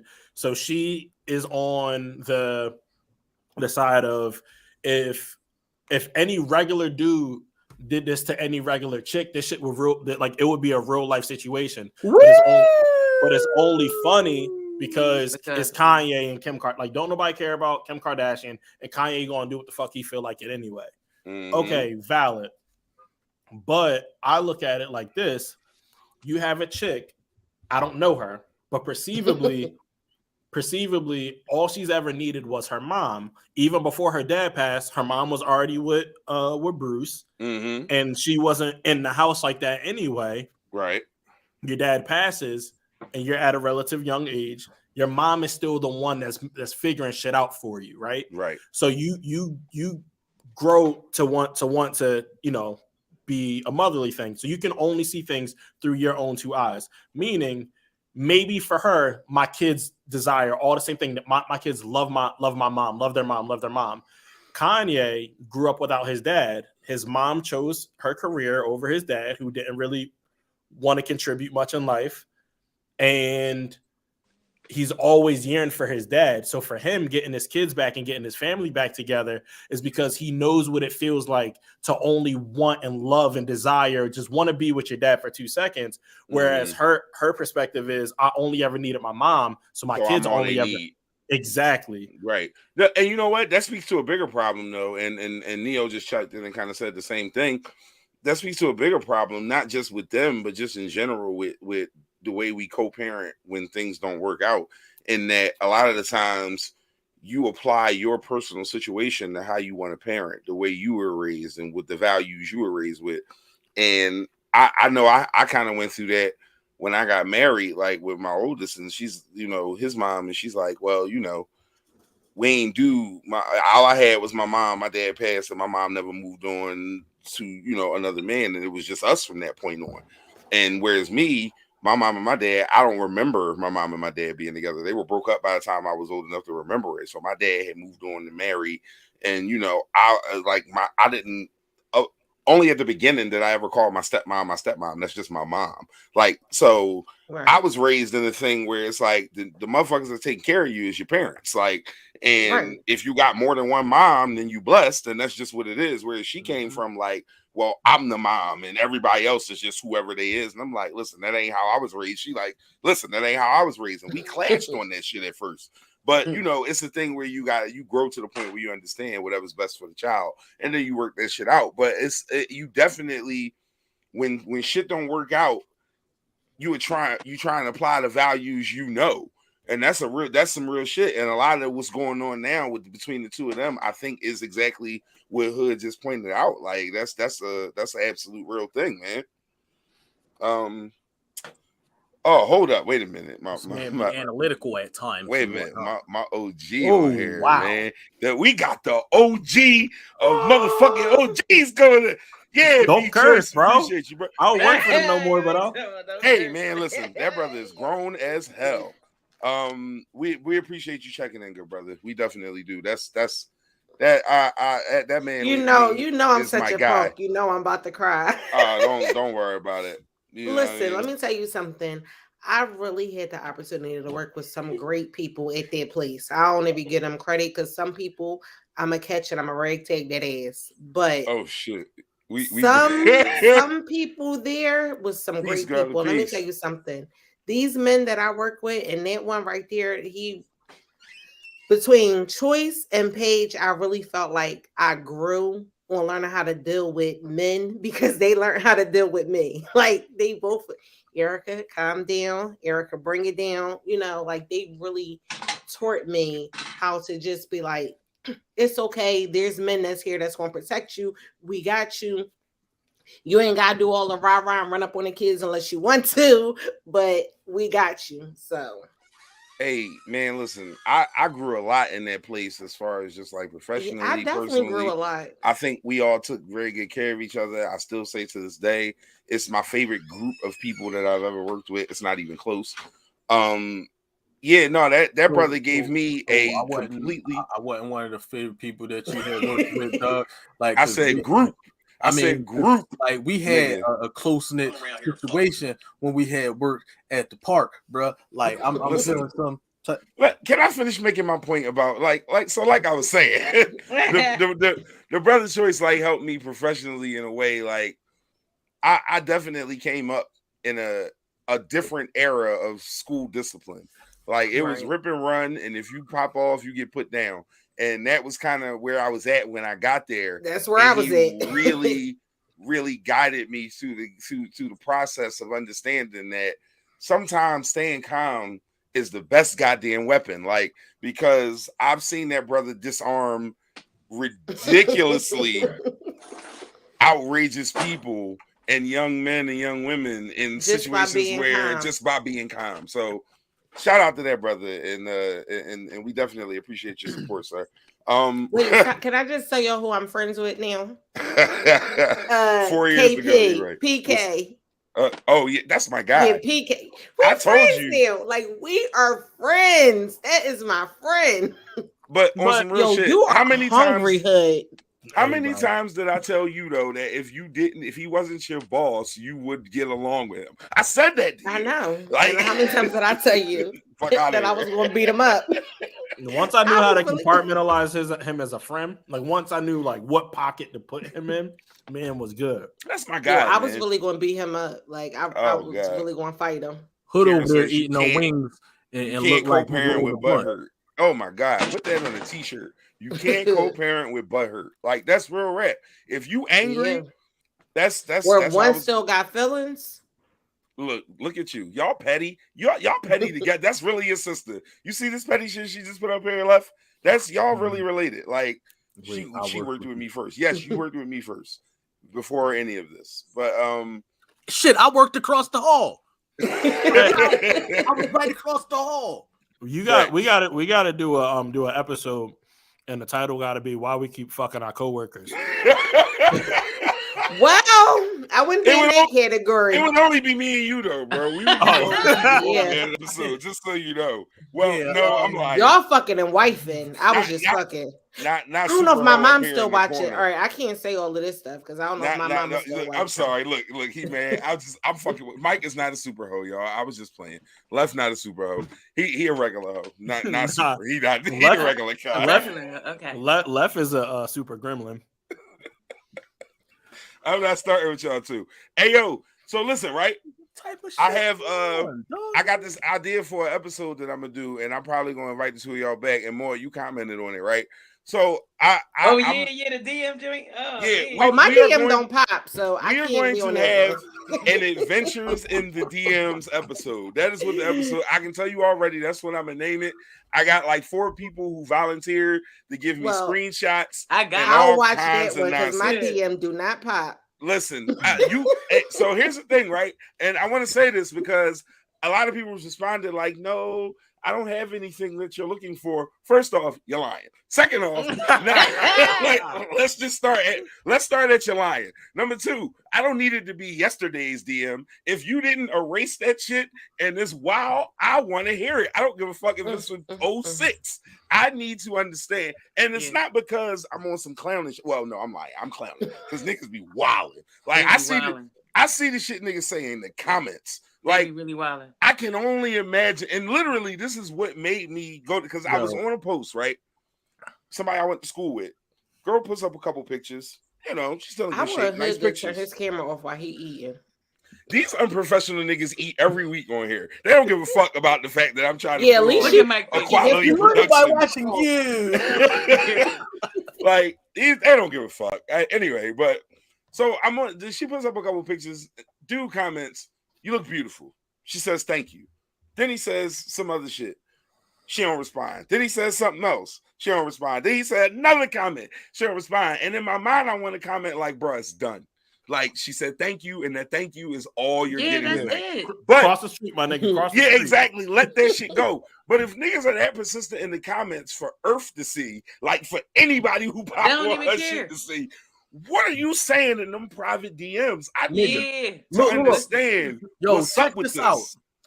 I'll be on my shit ready to go right at motherfuckers in my sister's comments like, yo, nigga, They be chill the really fuck in there out. saying anything. I be Like, all what? the time I Like, look at the shit, be like, so like you said, she Kev, my big imagine sister. what's She my inside big my sister. So DMs. I'm gonna let her Pictures, handle that. Videos, everything. It's What? crazy in there. Yo, here's the thing, right? And I can say I've been in a relationship long enough where I have never been single in the DM quote unquote era. So I don't really know this. So this is why I'm so curious. Because what makes you say, "Oh yeah, I'm gonna follow her. She cute. Let me send her a picture of my dick." What? Yeah, Like, like, where? what? Like, how the fuck do you get there? That shit is wild to me. Like How for you you to get just there? really, and it happens every goddamn day. Like I don't understand that energy. I ain't never liked nobody enough on a picture to be like, yeah, they need to see my dick tonight. Like, Listen, I be taking that joint, Be showing like, it look. to my friends. We be laughing. Yo, Weird. I know. Like, what y'all Look. doing? All right, so I know you ain't never seen this before. yeah, Oh. what the fuck? It's right there. Hold on, be like, I ain't why there you go, girl. you ever wait, nah, you ain't never put it next to something? Oh God. Yo, I'm done. I'm hanging up on y'all because I gotta go. You told me Yo, straight up to the next That's episode. what it is, girl. Yo, Yeah, Me you put right it next to the Well, I feel they like should both be of y'all using them have kind of done this. comparisons. I feel Exactly. like y'all have both done this at this point. for sure. Oh I God. before Veronica saved me under the blood of Jesus Christ. Before that, nigga, I was my DM game was crazy. All right, So, so look, no. So were you DMing or were you giving or receiving? No, he was DMing. Nah, no. Yeah. He was Because DMing. look, Nah. He was Because I showed her a wild one before like right before me and her were like, I'm like, oh, this is serious, right? Like literally like probably 3 days before me and her had an argument like crazy, and that shit, I was like, yo, she really fucks with me. You know what I mean? Like she really fucking loves me. So like 3 days before that, I'm sorry. I'm sorry. That comment is hilarious. hey Yo, wait a minute. Are niggas really sending y'all ashy dick pics? No. yes, that's the thing. I've heard. Bro, is that I'm light skinned. I don't get ashy like that, so I don't really know. Oh Lord. so your dick is immune to ass? Good night. Good night. That's fucking over. Yo. My shit is shiny as. Shiny Wait a minute, but I'm getting confirmation in the comments. Hold up. Karen says yes. Sharia says yes. Oh, no, my shit. Like, what are y'all doing? Your feet ashy. Yo. Oh, you heard that? Hey, yo, Yeah. look, hey, V, And I'm about to fuck him up from behind. You see him come up? He was about to hit him with the chair off the top. Yo, wait a minute. So you niggas is really just like, she cute, drop trowel, dick out, ashy. Listen, Just, I got one. you giving test. motherfuckers 8 o'clock in the morning dick. He at don't fucking just send 6:30 in the pics. evening. He sent videos with him. Yeah, you know Hey, yo, you know what's the wildest shit I ever heard? Yo, wow. The Real first wild, yo. the first school I ever worked at. Yo, I can't believe it. I just be like, what is you doing? Ooh. Crazy. This is just a preview. This episode is gonna be wow. Like I can't fucking wait for this. The I'm first trying to You guess just up want to now. laugh. Yo, no, because this shit's hilarious. Like it's. I want to know the mentality of a nigga. Like let a nigga know. You got one right here. He So, told Nah, all you. right, I'm so sorry. look, so Hold on. So are the majority Look. of your Jones responses from, or Nah, did it you was like ever 50. just jump out the window? And It was just like Nah, 50. I they see say something. they say good morning, beautiful, or whatever they like to pick, or whatever, put a heart under it, and the next thing you know is that. And it Then ain't it like I just just be on dig there out. showing titties or showing. Like- I don't show like- nothing. I might take a selfie of myself. Like, what's wrong with? Like, why y'all like this? Oh, That is wild. man. I never That's been one of them crazy. kind of niggas. Like, Never. why y'all like this? I don't understand. I'm a respectable lady. I don't be on there. You know what I'm saying? I don't be on there doing that. Like, come on. But they Yo. be I on there, respect they be you on so there. I don't much. know if I they be want you to drinking. I don't see know what be this. going on, but yeah, that's what they be doing. Hold up, wait a minute. Now my wife always got jokes. Don't act like you ain't have chicks in the messenger when they saw your post. Are you okay? Yeah. So here go the twist, right? All right. So I'll say this, and this is just me being completely transparent. I have friends on Facebook who, because for a long time, Facebook was literally the only social media I had. I only created an Instagram account for this podcast. Literally the only reason why I have it. Twitter is a barren wasteland full of porn, and I don't have any followers that really give a fuck about me on there. I literally just put my actual picture on Twitter like maybe 3 or 4 months ago. But anyway, nonetheless, there was a time earlier in our relationship prior to us being married where I would post certain shit that I might, and motherfuckers would try and tap in like, oh, well, how have you been? Are things okay? Y'all got to stop that shit, right? Because let me tell Mind you your business. mind your business. Y'all heard more say it. But here go the twist, right? For a nigga like me, on God, when I responded to them shits at that moment, I really was just like, yeah, I'm good, whatever. And she saw the messages, so she know that my tone wasn't on that type time.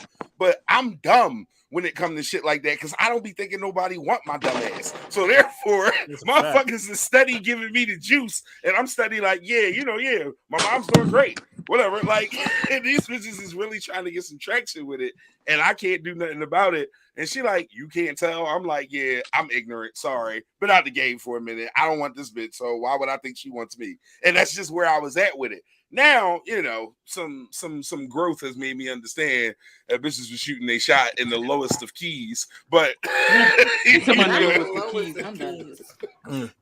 I mean? Like, but that's something you learn from. Oh, I get it. You're Biggie and he's Puffy. Indeed. Yo. That's a funny story. Yo, remember, and it's funny we was talking about this with Chuck earlier. Remember when the All-Star game was at the gallery, the All-Star party was at the gallery when the game was in Philly that year? Yo, like everybody here was except in for the D park. Hood is old enough to remember that as an adult. Well, I didn't go to any parties because I had a boyfriend and he wouldn't allow me. Oh, but wow. I did get to ride. But I did get to ride around in the city with him. I was like, bitch, if I can't go to the party, you can't go nowhere. We're gonna ride together. You gonna ride in this city with me. If I can't do nothing, neither can you. Listen, His man. friend was hot, and I'm sitting in the front seat. Roll down the window. Let's go. We had so much fun that weekend, dog. Like the fucking story with T driving us down that block to like we Man, that was that weekend, wasn't it? Yeah, this nigga like you. All right, so you know how you got hood friends, right? Like your ghetto friends got weird ass humor. Like they do shit that like it's funny, but other motherfuckers might be like, I'm never hanging with this nigga. That's again. literally me. Like me. No. This was darker than you. This is a little darker than you, bro. So y'all hold on. No. Y'all know D Hood with a doorman. You don't know D Hood from the project. D Hood in the hood to St. Louis Well, Avenue. I'm sure it can't be nothing be that bad because this family over here got y'all don't even want to know the jokes that they say about Josh. I'm like the other day, what the hell did I do? And then my daughter was like, I'm Josh. And I was like, you Josh? She was like, yeah. Yo. I was like, yo, don't play with me. Like, don't play. Like, anything is like. Kids will make they don't give a fuck about nothing, yo. Like, when I tell you kids make everything funny, they really gotta relate. It's earnest, and I think it's part of, like, us just trying to a coping with mechanism. it. And it's like, right. And it's like, a coping mechanism. You're not about, for the kids, it's like, people be like, that's why your uncle did. And they like, okay, like, so what? But. Yo, wait a minute, Sharia. Listen, Sharia. When I go follow this on YouTube. Make sure you are following because when we do this DM episode, I need all the ladies to check in, like everybody, because I really need to understand, like the depth of all of this. Like, damn, she said Sharia right with it. She find this hilarious. This is wild to me that you niggas did this. But anyway, so look, right, so. Where we at? Like we on like Badlands side. When we on Badlands. Like what is it? Where Allegheny, like you know, when Allegheny turns, like it does that fucking squiggle. We the only North Philly niggas in here, so ain't nobody else gonna know what we talking about. All right, but either so- way, All right, so Allegheny meets what? Glenwood. yeah, it's Oh, I Glenwood, know yeah. that neighborhood. All right, so you know, all right, That's so my you know baby the U-Haul, father neighborhood. Right? The U-Haul spot, right? All right, so if you going up towards Look, Broad Street or Sharia with the whatnot, shit. I'm on it. you follow Allegheny around, but it splits. All right, so where it splits, if you go to the left, you want Allegheny. I don't even know the street that it goes down. Like if you continue to go straight. So we in the car. He's in my Glenwood. Yeah. No, It's not the up Glenwood. right Right off Glenwood already done skip. Like we already past Glenwood. So like if you continue to go north, like let's say you on Glenwood and like you coming down Glenwood, you make the left. And then you go under the train track. The little train tracks, yeah. Oh yeah, I know what you're talking about. I don't know. And then if you turn left, you back on Allegheny. But it's like you either go straight or then you go to the right. And I think that's like Sedgley or Edgley or some shit. It's like Sedgley. that. It's Sedgley, yeah. All right, so we go straight. And when you go straight, you end up going under the train tracks again. But it's dark as fuck down there. Now, Chuck's homie, his name T. T Raw the Ghetto Star. He was a I'm rapper. about to say my nigga Ghetto Star. He was a rapper too. Real nice too. That is one of the best rapper names I've ever heard in my entire T life. Raw the Ghetto Star. That sounds like porn. Clearfield. Good looking This good looking out. This North Philly right there. Yeah, that's North listen. Philly. That's we going down the block. Kev, you can finish it from here. Hey, look, all I know is right. What did he say when he pulled up, right? Cut the lights of the car out. It was like, all right, it's time to get out. Niggas was like, what? Fuck you mean? It's dark as fuck outside. It's nothing. Like nigga, nothing. Nigga, this nothing. shit ain't nothing but a crime scene. Like, this shit's nothing but a crime scene. My man, like, all right, it's time to get out. Now, mind you, I met this nigga twice. This is my second time meeting this nigga. Like, this is one of two. Yeah, it's me and him with this nigga and another nigga. Like, pulling to the joint, this nigga like, get out. We like, oh no. Yo.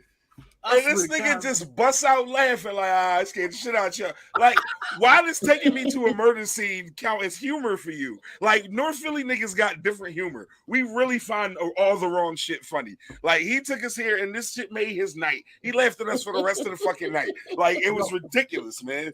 Yo, fucking crazy. You funny shit though. Like, I look back on it, it was funny as shit. But in the moment, nigga, I was gonna be running through North Philly. You Wait, can I tell you bitch. that somebody just texted me and said Hood really has been eating the whole show, and you done made them hungry as shit. I really got a text to say he's been eating the whole show. Bro, glad we can help. My new schedule, like the way like you really are eating for two. Like you gonna have all the baby weight. I do. I'm about to say, bro, that's natural, man. There ain't nothing wrong with that. That is not natural. One thing look, still going. What do you have? What is it? A 30 piece? Like how many wings? Like, why is he still what size eating? platter was that? My nigga like, got a that party is ridiculous. pack. Like you really have been eating since this show My started. I done been emotional. I done been serious. Like, and I done went through every emotional on this show, and your fat ass is still eating. My man had the Rick And he Ross gonna Wingstop stop. special. He gonna pause. He gonna do an intermission, but he going back. Yo. Yo, this nigga's wild. He is eating for two. Shit, He you having clearly twins is. at this point. He eating for three. Look, when Moore come back, we gotta give her the compliment. The bedroom is I know. nice. That shit do look comfortable. Is that somebody in the corner? No, No. nigga, it's not a ghost in the. You always think you see a ghost, Bro, what is that? That look like a person. You in a food coma, nigga. All right, so Oh, look. Go ahead. Funny, like a funny story though, like to add on to that joint, right? So the same, like because of the fact that we went through that shit at that little spot, So one day, staying on Dover Street. I mean, me and Dean on Dover Street, right? North So- Philly again. Heart For of those North who don't Philly. know. Yeah. Hey, Dover Street, my block, baby. I Yo, cut we my on teeth Dover on Street, we chilling, 28th, right? nigga. Let's go. Look, it's like 1:30 in the morning. Jay come home, and Jay come to the crib, was like, "Yo, what's up?" I'm like, "What's up with you?" Shout out to Cousin Jay. He got some car keys in his hand. I'm like, "Nigga, you don't got no car. What the fuck is these car keys?" He was like, "Yo, come outside." I come outside. He got a brand new Ford Taurus, brand new. Like, I can't remember what year it was, but it was a nice ass fucking car. And I'm looking at this shit like, where you get this from? Now, mind you, at the time, he been selling shrooms. He been doing a whole bunch of shit. He hanging with Danny Bonaducci, like out of pocket, like doing all sorts of shit, right? So Danny Bonaducci. Did you just ask for 4 more wings? No, nigga, I said 2. So look, I'm sorry, Les. he come and he got this car, and I'm like, "Yo, where the fuck you get that from?" He was like, "Man, I was at the bar. We was in there chilling. Motherfucker dropped his keys. Yo, did this nigga just pick up a And I random just set of picked the keys? up and shit, right?" Yo, if So you I never went met outside. Jay, oh man, He was cousin like, is I went crazy. outside, was like, yo. Oh, that's the car? Cool. He go outside, Oh wow. hop in the car, take off. Nigga, you tripping. So, and you brought the car here? Here, like that's the thing, right? Places? Fuck all that other shit. This is No, what you nigga, did. no. What we about to do is we about to get rid of this motherfucking car because they not coming back here. Right here, yeah. So let me quarterback this shit. And you already had the spot in mind. Exactly. I drove right to that motherfucking spot. I had some Windex. I everything the fuck down. Got This Dean nigga was a going. mastermind criminal. We out. Little did we know he would be in a gang later in life. Watch last week's episode for that too. Yo, Yo, yo, wait a minute, Sharir. We clowned him about that shit 2 weeks ago. This nigga got like we said that's the inside book cover of his spoken word novel. It's not a smut novel. Hood called it a smut novel. I'm not gonna go to smut novel. I don't. But I like that, John. Though, Left. I like the fact that my niece and my nephew back there with you. That's fire. Yo, What's wrong? can we just zoom in on Du jour? I'm trying to ignore this nigga, man. Left, your photos are beautiful, but this one is still eating. Yo, that's not even funny. Like, and you wonder why I call him Fat. Yo. Yo, nigga chubby wait. wubby. Can I tell you? Yo, next week, put his name as Fat. Oh, Yo. shit. When we used to work at GLA and shit, one time I'm in PD because we work with some niggas and for some niggas. So eating during the whole professional with me is niggas got goddamn 5-course meals. Yeah, And other niggas, doing what the fuck they want. So I'm in there smacking some wings, boy, tearing these wings down. And my face started to get like warm. You know how when somebody looking at you from across the room? Was it I'm waiting? It was Tate. Tate was looking at me. She was like, so then after, I ain't pay her no mind because I'm fucking these wings up. Yo. Afterwards, she was like, she came up to me, she put her hand on my shoulder, and she was like, boy, I felt so damn bad for them wings.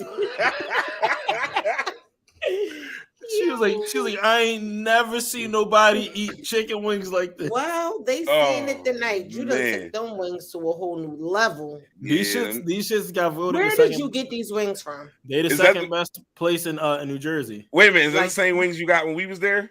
Nah. So the wings is better than the wings you got. But wait a minute, time out. Yeah. Wait a minute. No, My he nigga, said rewind. these the second base. He said they the second best. Rewind. Second You best didn't get place the in. best Oh one. no. I mean second best place in New Jersey. Second best place in America. Wait a minute, time out. So why the fuck did we get second-rate wings when we slide through the crib? We Because- pull up and there you got these half-ass wings for us, but you gonna go get the best wings ever and eat 37 of them shits on the show. That's how you Nah. do. I see how you do, nigga. So the jug handle is kind of out the way, like it's kind of far, but they just put it on DoorDash. company. No. They just put it. I just saw it on DoorDash for the first time tonight. And you I are the goddamn devil. Ain't trying to hear none of that shit. well, Nope. fuck it then. I got some rich wings. Oh shit, yo. No, the chicken is definitely dead. It's just over for the chicken. He's never coming back. And my nigga really pieced us on this joint. 1 hour and 45 minutes in Literally Anything podcast for the people. Special guest ebook. More dipped off for a minute, but she'll be back. We started off kind of serious. This is a quick recap if y'all might have missed the beginning of it. This will be up on YouTube in about an hour or so. Give it that much. You can go right back and check out the whole thing.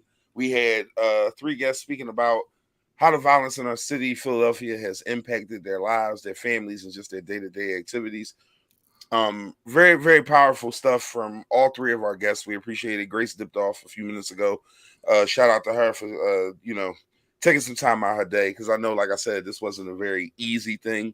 But now we into the goofy shit. We got about 10, 12 minutes or so left. So what I'm going to ask for now is just a simple hot take from everybody. We're going to do hot takes at the end. So y'all both watched the show or have seen the show before, Moore and ebook. We just say some crazy shit, or it could be some serious shit, but we was kind of serious. So I hope y'all got a fun hot take. I don't think we should go too high with this. I think this should be like extra goofy shit right off the rip. But I'm gonna let y'all pilot your own ship and say what y'all got to say. We will start with Left. Get us started with a hot take. I always gotta fucking start with me and shit, man. Like, I don't want to be, goofy. Because Fat Face still eating. I'm about to say, you don't see this nigga cleaning wings. Like, you don't see this nigga. Yo. Like, he's Yo. still Deboning the going. chicken. He was in a wing He contest. was deep throating motherfuckers. He was definitely in a wing contest. Yeah, I I was waiting ain't for it. no shit like I this. knew All something gay was going to come Yo, out. Oh, he shit. all I'm always doing come is- at me, dog. He always come at me. All I'm Like, doing is yo, I'm just showing y'all how Left got down when he got sexed out the game. This Oh, nigga shit. love putting bones in his mouth. Yo, hey, Ty, my man. On Appreciate Twitter you it. checking in. Yeah, first off, we love any Twitch subscribers because we just do not have a lot of them. But my man DJ Ty Lowe, DJ D-Rec. Ty's going to join us. We got it. Hey, yo, check your inbox, bro. I got with you. He's a DJ. My man is DJing for Non Brigade. They got a show in Jersey and AC, as a matter of fact, coming up in March. I want him to come on and talk to us about that. So we will have my guy on here, as well as a few other people who have checked in throughout the day. Left. All right, so my hot take is fuck these crackheads. And I mean that from like the bottom of niggas my- be doing that though. I know. I was watching what's the name? What's Math Show? My Expert Opinion. And Right. Oh yeah. what was that? Spade or Dutch? That was one of them was on there Dutch. talking about It was fucking Dutch. Dutch fucking crackheads back in the day. I'm not talking about that way. I'm talking about y'all get on my goddamn nerves, get on my fucking train, and y'all want to smoke crack right next to my damn cab. Stop this shit. This shit is getting on my fucking nerves. And I swear to God, every time y'all do it, I'ma pop that door open and you getting the fuck off my train. I'm not playing with y'all. Well, nigga, sometimes you got race. I don't know. Like, I don't I know really. y'all not watching because y'all don't got, y'all don't got cellular devices and shit. Kids always have an iPhone. I don't be like how. Yeah, first off, I seen a crackhead on Grantley in Northeast on Grantley at the intersection of Grantley and the Boulevard selling roses and water and had an iPhone with earbuds in. But like he had all the other symptoms of being a crackhead. why? Like, it's 2022. They might not have been real earbuds. How you still on crack?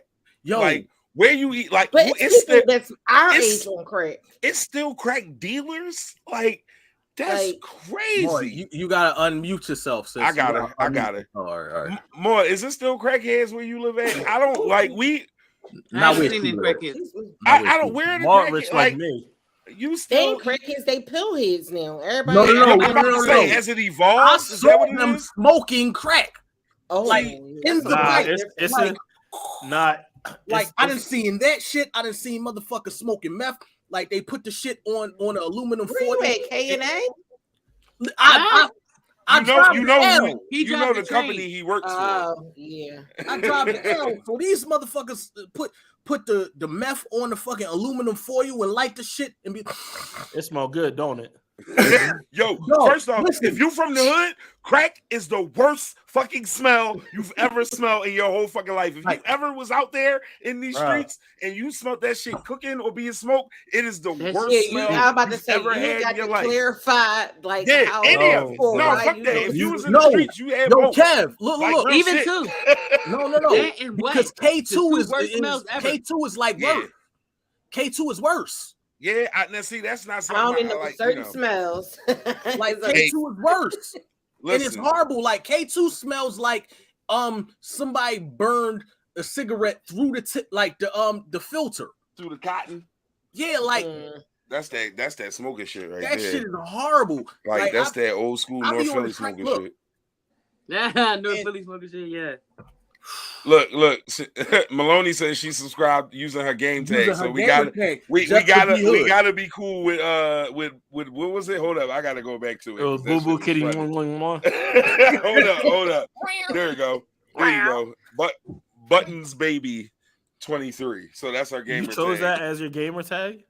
Listen, Why are you bothering that woman? Mine is terrible. Mine is terrible. Never mind. It should be fit, fuck up the wings. Yo, please change your gamer tag to so I can request. Yo, why? Fuck up the wing. I already know, Erica. You watch goddamn Jocelyn's Cabaret and all that shit, don't you? No, I don't. Because I can't deal with Jocelyn. I No, don't. yes, I do you watch ain't like watch- the little tapes. You but watch I can't deal with Chance her. on what's Chance's show, whatever that damn show is called. One more chance or some shit. He I gonna name seen some of it. he gonna name the girl Roly Poly Snacks Meal. Oh shit. See, I ain't playing Damn. them games. No, that's wild. But she be walking around with pork rinds under her yo. titties and shit. Hood, But, Hood- but Hood- now see, Hood's that's gamer my tag. problem. Hood's gamer tag is Tyler Perry's Powder Boy. Wow. That's Is fucking that amazing. That better not really be it. Oh, Left God. your hat, Yo, left your wait hat a look minute. like your hat look like the stuff they be painting on your nails. Yo, I'm not gonna let this get out of control, y'all. What's your hot take / final thought? What's on your mind? E? I don't know. Can you come back to me, please? Can we come back to you? We can come Don't back come to over you. here. That's- Like, that's- Right, yeah. But like, I'm cleaning let my me fucking get my- house. let I me got get my Mary house Mary out. on. I don't know what Hey, this consists of. hey, Moore, hold up. I gotta put your shout out up though. You wasn't in here. Everybody loves the bedroom. Like the room looks Oh comfortable. yeah, it's so comfy. Yeah. Yeah, Thank it you. definitely looks comfortable. You got some shout outs for that. Okay. I Hood, don't want my hot take to go on a rant. close us out. Well, not close us out, but give it your final thought. Because when I tell you to close us out, you get crazy. So don't close us out. Like, just say something though. Like, I don't really have anything. you niggas act like you don't do this every Thursday. I know. Y'all drive me fucking crazy. Well, can we talk about the kids that's been whooping ass on the L's and down at the gallery? Can they be my hot take? Yo, you absolutely. If that's what you want to talk about, Yeah, you 'cause go I ahead wanna on talk that. Kids about- gonna get fucked up. This is really why I'm on some fuck them kids. Like I know that I've worked in FTK. education for a long time, but I really feel like fuck these kids. And I'm gonna tell you why. Because my kid goes out on the weekends and all of this stuff. However, I know my child, so I know what amount of dumb shit she's gonna get into. I know who she's going with and who she's possibly gonna meet up with. Now, granted, you don't know everything, but I know that my daughter better have enough common sense to know that if some shit pop off at the gallery, you better not be there to record, Get the watch, fuck away. wait, Mhm. figure it out, or none of it, because people are nuts. Like, y'all really is just running up, beating people asses for no reason. Like, they just beat the boy up, took his shoes, took his phone, and then when the mom got there, you talk about telling the mom, just let your son out the car. You want me to let my baby out the car?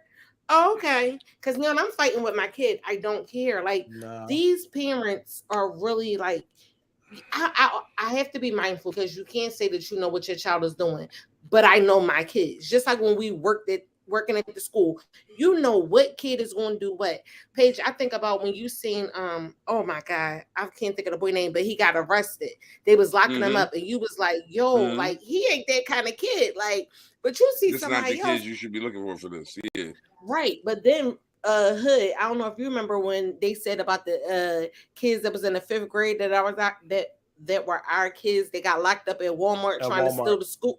Yeah, I could totally believe that it was them kids. No, we knew they did that shit. Respectfully. About that. And then when they said they was about to take little buddy down because he started acting like a little buddy, I was like, yeah, everything that they said happened, I totally believe. So you're not going to tell me as a parent you don't know that your kids have the tendency to fuck shit up when you ain't around, right? And you allow them to still go. Remember that time you almost got beat up by that parent that got that same No, I don't remember no time I was about to get beat up. Tell that story over. I absolutely don't remember that time. You want to tell it again? He was like, "Who missed butts?" Yeah, we was in the gallery during the times of DTO. Me and KP, and it used to get goofy. What is DTO? The knockout shit. The knockout. Right? A derogatory word used for lesbian women taking over. Diagonal side cutters taking over. Look at him. Yo.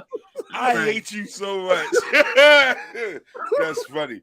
No, man. The whole thing is the youngins wilding out and doing that kind of shit ain't really new. It's just different now. Like before, shit used to happen and it would be like isolated pockets of things. Now they can. Now they just go too far though. Exactly. They can put up an Instagram post for somebody who got a couple thousand followers, start some goofy shit, and they can go out in the streets and be in the middle of all kinds of shit. Social media really fuels a lot of that. It's the hype up. Absolutely. Social media fuels a lot of that shit. So Mo, you said you want you good. We going to skip you. You don't got nothing specific. I don't really got nothing. I'm mad. I gotta go to work. I'm mad. So yeah, I just want to say right now, fuck passengers. That's who I want to say right now. Fuck them. Man, listen. When you work every day of the week, yeah, I'm sick of them. I got one more day tomorrow. I gotta get up at 2 a.m, so I'm about to go to bed. Oh, you accepted too? No, I work for TSA. Hey, Mo. Oh, God bless you too, Lord. I'm taking that shit too, right? I was about to say, is this too big? It's over 3.4 ounces. It's done. Oh yeah, 6.5. My bad. All right, can I ask you a question, Mar? Are you nice or are you mean? I'm nice until they piss me off. Very nice. That's a mean ass response. Right. No, I'm tread lightly, nigga. It ain't no telling how much you can take before you get pissed off. They're remedial. That's why I hate them. Wait. Let me tell y'all what happened. Speaking of TSA, so I'm coming back from Atlanta because my brother just moved to Atlanta. I'm coming back from Atlanta. I have 3 kids. Mind you, I already got to wait in line to go get the youngest kid ticket for whatever reason because they fucked that up. So now I'm about to miss my flight or whatever, making it. Get up to TSA. Forgot because we drove down, I had brass knuckles. So coming back, I pack them like in my sneakers or whatever.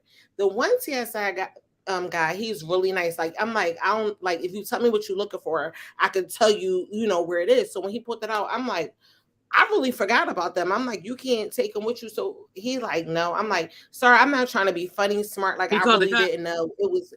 So he said that they had to, come take him. So this old man comes over. I guess he's like top flight or whatever. So I'm on the phone with my brother, like, yo, this is bullshit. Like I forgot that I had these damn brass knuckles and they about to take him. The old man come over like, no, what I should be taking is you to jail. You over here cussing and getting smart. I was like, I'm not even getting smart, nor am I talking to you, sir. Like, you got brass knuckles. This is an illegal weapon. I said, sir, it was an honest mistake, but this man do not feel offended. But you can't keep talking to me crazy. He like, What did you say? And the other guy had to basically tell him to like she not talking to me, nor is she being. But I'm like, damn, Mr. TSA, who pissed in your cornflakes this morning?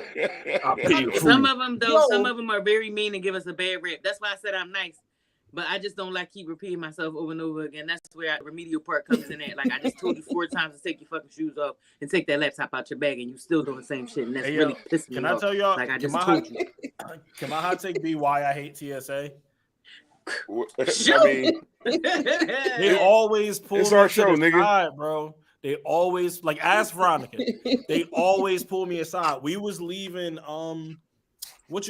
Florida, and I had my MPC in my book bag. You I breaking take up, or am I breaking up? I'm breaking. I got No, Teddy you Riley. no, you ain't Teddy Riley. That might be you. I think Oh. he clean on this side. Go ahead, Teddy Riley. So I had my MPC, my beat machine and shit. They scan it, and then they got something circled on the screen, or no, the guy's going like pointing at something that's just literally the hard drive. And then I was like, yo, like it's literally a music, like I make music on this. You want me to turn it on? Dude's like, nah, don't touch it. Don't touch it. You want to know why though? Why? Do you really honestly want to know why? Do you understand what we go through? We Yeah, get for tested sure. from headquarters. Hold on, No, but- we get tested. We get headquarters tests. We get inside tests. So anything that come in there can be a test if you slipping and you going down. But also, oh, okay. Yeah. I get That's it. how they regulate you. I get it, but I'm gonna tell you how I get it on a deeper level. I used to work for the U.S. Marshals, so like I know. But every time, it's always something. They always put like that's just an example. I always get pulled to the side every single time. You got their face. Cause you aggressive. I Hey, don't know. man, got I that I got a face. baby face. we was on our way back from Jamaica the aggressive first time we went. Baby face. We coming back from Jamaica. We in a group. It's like 8 of us all together, some shit like that. 7, I don't know, a few of us. Either way, we get through the first little set of Johns. We sitting there, and you know how you hear the speaker over top. They like naming names, and I'm like, not paying it no mind. I'm like, wait a minute, did they say Kevin Page? Then they did the shit again. Then they said my name again, so I go over to the John. They're like, "Oh yeah, you've been pulled for a special screening." I'm like, "Wait a minute, dog. I left the weed at the hotel room. Like, I don't know what the fuck y'all talking about. Why am I special?" So they literally had to pull me to the side. Like, I was like a cool 120 seconds from missing my flight from the way they had me on the side here. What they do? They just went through my bag with like What? the little like test strip, John. Like, Yeah, I don't because know. listen, different airports do different things, Yeah. So Right. that's why everything Vegas, they do. at McCarran, they got the blower, and they do that shit where they scrape your hands. You ever see that? Oh, for bomb juice? That and for drugs. What's scraping your hands? I never seen that What, before. I worked for what Yeah, is TSA. called left? You got bomb juice residue It's a swab. on your fingers. Yeah. It's a swab. I'm gonna It's have to not talk street. to Maud offline because there's a couple things I need to know. If to talk to her offline, I need to know how to roll, how to fly. Hey, Yeah, man. people don't know, and that's another thing that pisses me off. If you don't know, just say you don't know. Don't come there thinking you know everything and don't know shit. Because then that's when I'm gonna be mad. Like I don't. Well, like no, I don't know, and I'm going to be No, I'm not educated talking about before you this. per se. No, I'm no, just I saying know, but I'm those just saying people I'm that about want to. to see at 3 a.m. They don't know what's going on. Hate So if you're on your way to the airport, have your shit together this evening And please don't because piss Moa Maud is off. not going to fucking play with Yeah. you. It's my Friday. Next time and I don't go feel through like it. TSA, I'm like, where Maud? We looking for you, Hey, yeah. girl, we did our For podcast. sure. I work in B terminal. Look, somebody gonna come get her and be like, somebody asked for you and shit. Like she knows you out the airport and shit. You know, black people don't mind going to a job and answering. I for know a nigga. more. I'm like, Maud not working today. More She working said she today. be in B terminal. They gonna tell Yeah. you, look, they gonna tell you, I don't know her. My name's Deborah. Okay. Well, That's Yeah. that's just working my job. today. They don't know my name. I'm gonna let y'all. I'm gonna let I y'all know that's connect. right. We gonna make that happen. But ladies, Okay. I appreciate the hell out of y'all for spending these couple hours with us. Thank you very much. Yep. You No brought a problem, very Kev. It was a different pleasure. energy to the evening. And for those who watch us regularly, we'll be back on the goofy shit for a full 2 hours next week. I don't know who the guest is next week. We might not have one, but I don't know. We'll see. I'll let y'all know and I'll keep y'all updated. Subscribe and like on everything: Twitch, TikTok, Sharia YouTube. said she want to be on the DM one. Tell Sharia, yeah, tell Going Sharia get down with me in the bed. because Going you down. brothers with the ashy dicks that bothers me. Like, I don't even care what you do with your dick, but the fact that you sending the ashy to these ladies bothers Here the we shit out go. of me. Like that shit is not okay. It's gotta- nothing okay about You that. got to be a professional dick pic sender. Oh Lord. Why is that so close to you? Right. I want to He get What are you Nah, doing? He That's getting right ready. there. He getting ready. He getting ready. Hey man, listen, you know what? You won't bring that smut to my motherfucking publication. Literally Anything podcast for the people. We will see y'all at the same time next week. Love everybody. Peace and blessings.